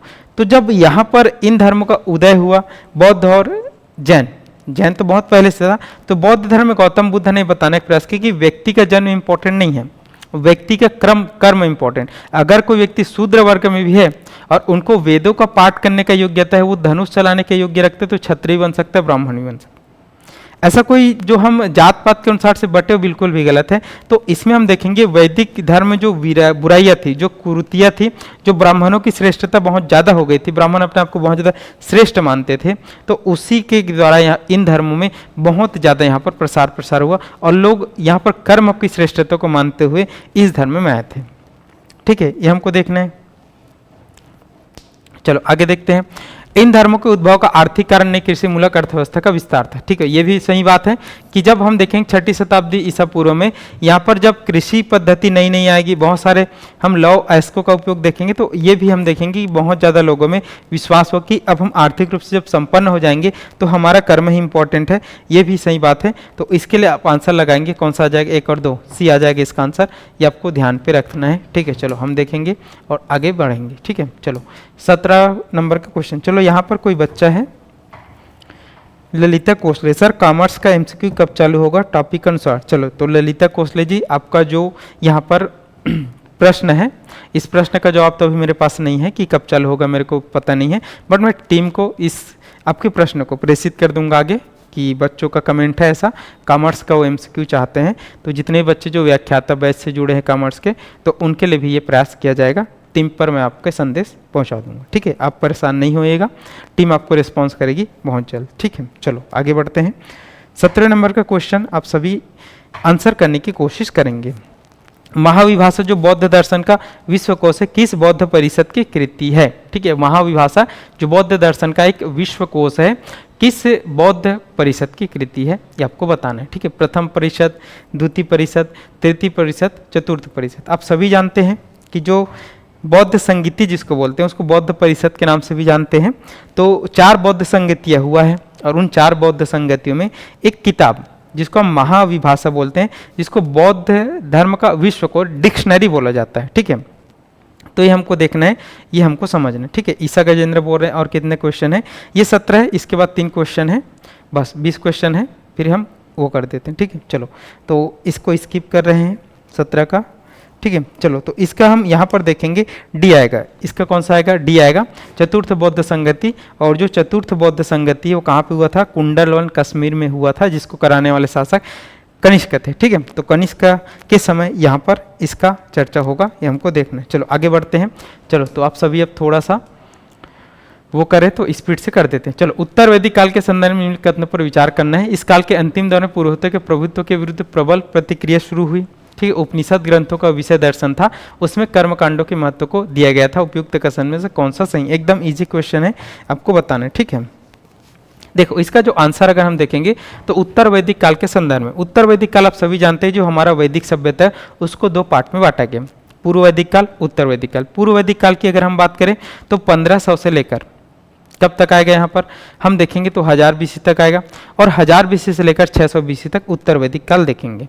तो जो उत्तर वैदिक काल है वो संक्रमण का दौर है, और इस संक्रमण के दौर में हम देखेंगे तो इस काल के अंतिम दौर में पुरोहितों के प्रवृत्ति हम देखेंगे 600 BC के आसपास नए नए धर्म उदय होंगे, और वो नए नए धर्म जो होते हैं वो पुरोहित मतलब जो पंडित थे उनके क्रियाकलापों पर बहुत कटाक्ष करेंगे। तो ये सही बात है, प्रतिक्रिया तो हुई। ठीक है, उपनिषद ग्रंथों का विषय दर्शन था, उसमें कर्मकांडों को महत्व दिया, बिल्कुल गलत बात। उपनिषदों में कर्मकांडों के बारे में नहीं दिया गया, उपनिषदों में बताया गया हमारे ज्ञान के बारे में, हमारे तत्वों के बारे में और हमारे तर्क के बारे में। उसमें कर्मकांडों को ही उपनिषद में यहाँ पर पूरी तरीके से विरोध किया है, तभी तो हम देखेंगे उपनिषद विरोध करता है कर्मकांडों के बारे में। तो ये गलत है, दूसरा गलत है, पहला सही है। तो इसका आंसर ए आ जाएगा, केवल 1। ठीक है, चलो ये हो गया। अब 19वें नंबर का क्वेश्चन आप सभी आंसर करेंगे। 19वें नंबर का जो क्वेश्चन है, 19वें नंबर का क्वेश्चन है, वैदिक संस्कृति के संदर्भ में निम्नलिखित कथनों में से कौन सा असत्य है? ध्यान रखना, असत्य पूछा गया है वैदिक संस्कृति के संबंध में। ठीक है, चलो तो मैं पढ़ देता हूँ। वैदिक संस्कृति के संबंध में कथन पर हमको असत्य कथन को ढूंढना है। ठीक है, ऋग्वेद में इंद्र को पुरंदर कहा गया। अब ये तो एकदम सही है, आप सभी जानते हो कि जो इंद्र है, ठीक है, इंद्र को ऋग्वेद में पुरंदर के नाम से जाना जाता है, जिसका अर्थ किलों को तोड़ने वाला होता है। सही बात है। इस काल में दस्यु शब्द का प्रयोग डाकियों के लिए किया गया है। ठीक है, अगर इसकी हम बात करें कि इस सभ्यता में दस्यु शब्द का प्रयोग किसके लिए किया गया है, इस शब्द में दस्यु शब्द का जो प्रयोग है वो यहाँ पर किन के लिए किया गया है? अगर यहाँ पर पूछ रहा है इसका शब्द डाकू के लिए किया गया तो ये सही नहीं है। ठीक है, इसका शब्द यहाँ पर मूल निवासियों के लिए किया गया, ये हमको देखना है। ठीक है, उसके बाद आर्यों की पश्चिमी एशिया और भारत में सफलता का कारण अश्वचालित रथ थे। ठीक है, ये भी सही बात है कि वो घोड़े से परिचित हो गए थे और घोड़ों के संचालन को जानते थे। पंचजन आर्यों के 5 कबीलों का समूह था। ये भी बिल्कुल सही कि जो पंचनद है वो आर्य समूह का कबीला था, ये हमको देखना है, ये हमको सुनना है। ठीक है, चलिए तो यहाँ पर बी क्या है? असत्य है, बाकी सब सत्य है, ये हमको देखना है। ठीक है, चलो आगे बढ़ते हैं। अब लास्ट क्वेश्चन है और आज का सेशन को हम एंड कर देंगे। ये थोड़ा सा क्या हुआ है, अच्छा असत्य पूछा है ना, हाँ सॉरी मैं थोड़ा सा मिस्टेक कर गया था, इसमें असत्य कथन पूछा गया, तो असत्य कथन पूछा गया तो यही है क्या? बी। ठीक है, चलो तो इसको सुधार लेंगे, असत्य कथन आएगा। चलो तो बिल्कुल सही है। चलिए आगे बढ़ते हैं। 20वां नंबर का जो क्वेश्चन है, वैदिक संस्कृति के संबंध में निम्नलिखित कथनों पर आपको विचार करना है। ठीक है, चलो ये भी वैदिक सभ्यता से ही संबंधित है। ठीक है, चलो तो यहाँ पर आपको बताना है और आंसर करेंगे।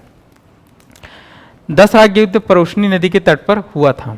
ठीक है, इस काल में अधिकांश लड़ाइयाँ युद्धों के कारण गाय होती थी। आर्य लोग नगरों में रहते थे। चलो तो एकदम इजी क्वेश्चन है, अगर हम देखेंगे तो इसमें दोनों बातें सही हैं। कौन कौन सी दोनों बातें सही हैं? ये सही, दशराज्य युद्ध परुष्णी नदी, जिसको हम रावी नदी के नाम से जानते हैं, ये हुआ था। ठीक है, तो ये सही है। इस काल में अधिकांश लड़ाइयाँ गाय के कारण होती, बिल्कुल सही। उस समय गाय जो होता है वो संपत्ति का प्रतीक था। आज भी हम देखेंगे गाय संपत्ति का प्रतीक ही है। जिसके पास आज भी अगर गाय है, गाय मैं बोल रहा हूँ बड़ी बड़ी गाय, जैसे आज भी गाय का जो प्राइस है वो 50,000 से कम नहीं है। अच्छी गाय लेगो तो आपको लाख रुपए में भी नहीं मिलेगा। तो आज भी अगर कोई भी व्यक्ति जिसके पास गाय है बहुत सारे और बड़ी बड़ी गाय है, अच्छी गाय है, तो वो भी संपत्ति को तो प्रदर्शित करता है ना भाई। हाँ, भले गाय के लिए आज युद्ध नहीं होता है, लेकिन उस समय गाय संपत्ति का साधन था और मुख्य संपत्ति गाय ही होता था, तो गाय के लिए लड़ाइयाँ होती सही। आर्य लोग नगरों में रहते थे, बिल्कुल गलत बात। जो आर्य है मतलब जो वैदिक संस्कृति है वो यहाँ पर ग्रामीण संस्कृति थी, वो गांव में निवास करती थी, ऐसा। तो यहाँ पर आपको लगाना है ए। ठीक है, आर्य कबीले में रहते थे और ग्रामीण संस्कृति के पालन करते थे, ये हमको देखना है, ये हमको समझना है। चलो, तो यहाँ पर इसका आंसर आ जाएगा। 3 गलत है, तो ए और 2 गलत है। ठीक है, चलो, तो जितने भी बच्चे हैं आज का सेशन हमारा एंड होता है। और आप सबके लिए थोड़ा सा जानकारी जाते जाते कि यहाँ पर जितने भी बच्चे हैं जो शिक्षण शास्त्र पढ़ना चाहते हैं और उस शिक्षण शास्त्र से संबंधित क्वेश्चन अगर लगाना चाहते हैं, बाल विकास जिसको बोलते हैं, तो उसके लिए यहाँ पर हमारे एकेडमी के द्वारा ई बुक लॉन्च कर दिया है। ठीक है, और उसका प्राइस केवल 89 रुपीज़ है। तो इसको आप देख लेंगे और आप इसको खरीद लेंगे और अपनी तैयारी को शिक्षण शास्त्र से संबंधित जो भी क्वेश्चन है, इसमें बहुत सारे क्वेश्चन का समाहित, तो उसको आपको लगाना है। ठीक है, चलो नेक्स्ट अगर हम देखेंगे तो CG टेट पेपर 2 के लिए टेस्ट सीरीज आरंभ हो चुका है, जिसमें जितना भी नवीन पैटर्न के अनुसार आ रहे हैं उसके अनुसार से दिया जाएगा। कुल इसमें 15 टेस्ट है। ठीक है, चलो, और अमीन पटवारी इसका भी टेस्ट सीरीज लॉन्च हो जाएगा बहुत जल्द और आपको मिल जाएगा। तो ये भी लॉन्च हो चुका है और इससे भी आप जुड़कर अपनी तैयारी को बेहतर कर सकते हैं। ये सब आपके लिए जानकारी था। चलो, तो आज के लिए इतना ही। और जितने भी बच्चे हमारे साथ जुड़े थे इस क्लास के माध्यम से, आप सभी का धन्यवाद। और ऐसे ही जुड़े रहिएगा, ऐसे ही तैयारी करते रहिएगा और अपनी तैयारी पूरी तरीके से ईमानदारी से करिएगा। एक दिन आपको सफलता जरूर मिलेगी। हाँ, और मैं एक बात और आप सबको बता देना चाहूँगा कि जितने भी बच्चे पूछते हैं कि ये एग्ज़ाम कब होगा, वो एग्ज़ाम कब होगा, तो अभी उन बातों में आप समय व्यर्थ मत करिए। अगर आपका लक्ष्य ही है सरकारी नौकरी अभी 1 से 1.5 साल में पाने का, तो आप पूरी तरीके से ईमानदारी से तैयारी करिए। वैकेंसी बहुत है, ठीक है, वैकेंसी बहुत आने वाली। अब कम आएगी वो बात अलग नहीं, क्योंकि सरकार को भी सरकार चलाना रहता है, अपने पैसे बचाने रहता है, लेकिन वैकेंसी तो आएगा। अभी नहीं तो 6 महीने बाद, 6 महीने बाद तो नहीं, साल भर आएगा। ठीक है, तो जिसको भी वैकेंसी चाहिए वो इन प्रश्नों पर ध्यान मत दो, वो अपनी तैयारी पर ध्यान देंगे। आपकी तैयारी अगर पूरी होगी तभी आप वैकेंसी ले पाएंगे। अगर आपकी वैकेंसी अभी आ भी जाती सब वैकेंसी, तो आपकी तैयारी उतनी है नहीं, तो वो वैकेंसी आपके लिए काम का नहीं है, वो आएगा और चला जाएगा। ठीक है, तो आप पहले अपनी तैयारी करिए पूरी तरीके से, और जब तैयारी हो जाए तब आप मैदान पे आइए, और फिर हर वैकेंसी आपसे निकलेगा, हर एग्जाम आपसे निकलेगा। तो जितने बच्चे पूछते कब आएगा, वो हमको भी नहीं पता रहता है, किसी को भी नहीं पता है। विभाग के पास आता है तो सबको पता चलता है न्यूज़पेपर में, हाँ, लेकिन तैयारी हो रही है, हर विभाग में वैकेंसी आपको दिखेगा। अभी नहीं तो 6 महीना, 6 महीना नहीं तो साल भर, और उसके बाद तो फिर चुनावी वर्ष चालू हो जाएगा, तब आपको भर भर के वैकेंसियाँ मिलेगी। तो तैयारी जब तक नहीं करेंगे तब तक वैकेंसी चाहे 5,000 आए चाहे 5 लाख आए, बिना तैयारी के नहीं निकलेगा। तो सबसे प्रथम आपका दायित्व होता है कि जितना भी आपके पास सिलेबस, जो भी वैकेंसी की आप तैयारी करने वाले, उस सिलेबस को पूरा करना, उसमें रिवीजन करना, और रिवीजन के बाद आप फिर परफेक्ट हो जाएंगे तैयारी के लिए, तब आप मांगेंगे वैकेंसी। ठीक है, चलो, तो इस तरीके से तैयारी करिए। वैकेंसी कब आएगा इस क्वेश्चन पे नहीं है। हाँ, जो शिक्षक भर्ती वाले हैं स्पष्ट कह दिया है शिक्षा मंत्री ने कि नए शिक्षण सत्र से पहले, नए शिक्षण सत्र कब होता है, वो जून से स्टार्ट हो जाता है, तो जून के पहले आपको पूरी तरीके से नियुक्ति पत्र मिल जाएगा, ये मेरे को लगता है। ठीक है, उच्च शिक्षा विभाग में भी नए शिक्षण सत्र से पहले आपको वैकेंसियाँ दिख जाएंगी। तो यहाँ पर जितने भी बच्चे हैं जो शिक्षक भर्ती की तैयारी, एकदम काउंटडाउन स्टार्ट हो गया है।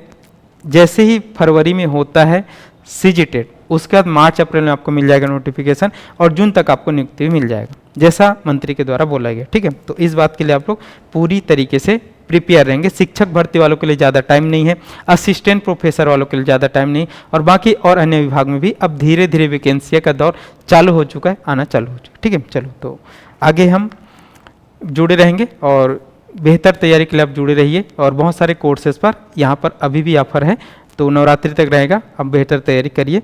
और फालतू के विवाद में, फालतू की राजनीति में मत पड़िए, कब आएगा कैसे आएगा ये सब नहीं, वो सब हम करेंगे जब नहीं आएगा तब। अभी फिलहाल तो 6 से 6 महीने से 1 साल आप तैयारी करिए अच्छे से, तब आप प्रिपेयर हो पाएंगे। चलो, तो बेहतर तैयारी के लिए जुड़े रहेंगे। और चलो, और क्लास शायद अब नहीं है आज के में, ठीक है, आज शायद ये अंतिम क्लास है, या फिर होगा तो आप नोटिफिकेशन मिल रहा होगा आपको, तो उसमें आप देख लेंगे और बाकी टीम आपसे जुड़ेगी अगर होता रहेगा। चलो, तो अभी इस क्लास को एंड करते हैं और धन्यवाद आप सभी के बने रहने के लिए। चलो, मिलेंगे नेक्स्ट क्लास से।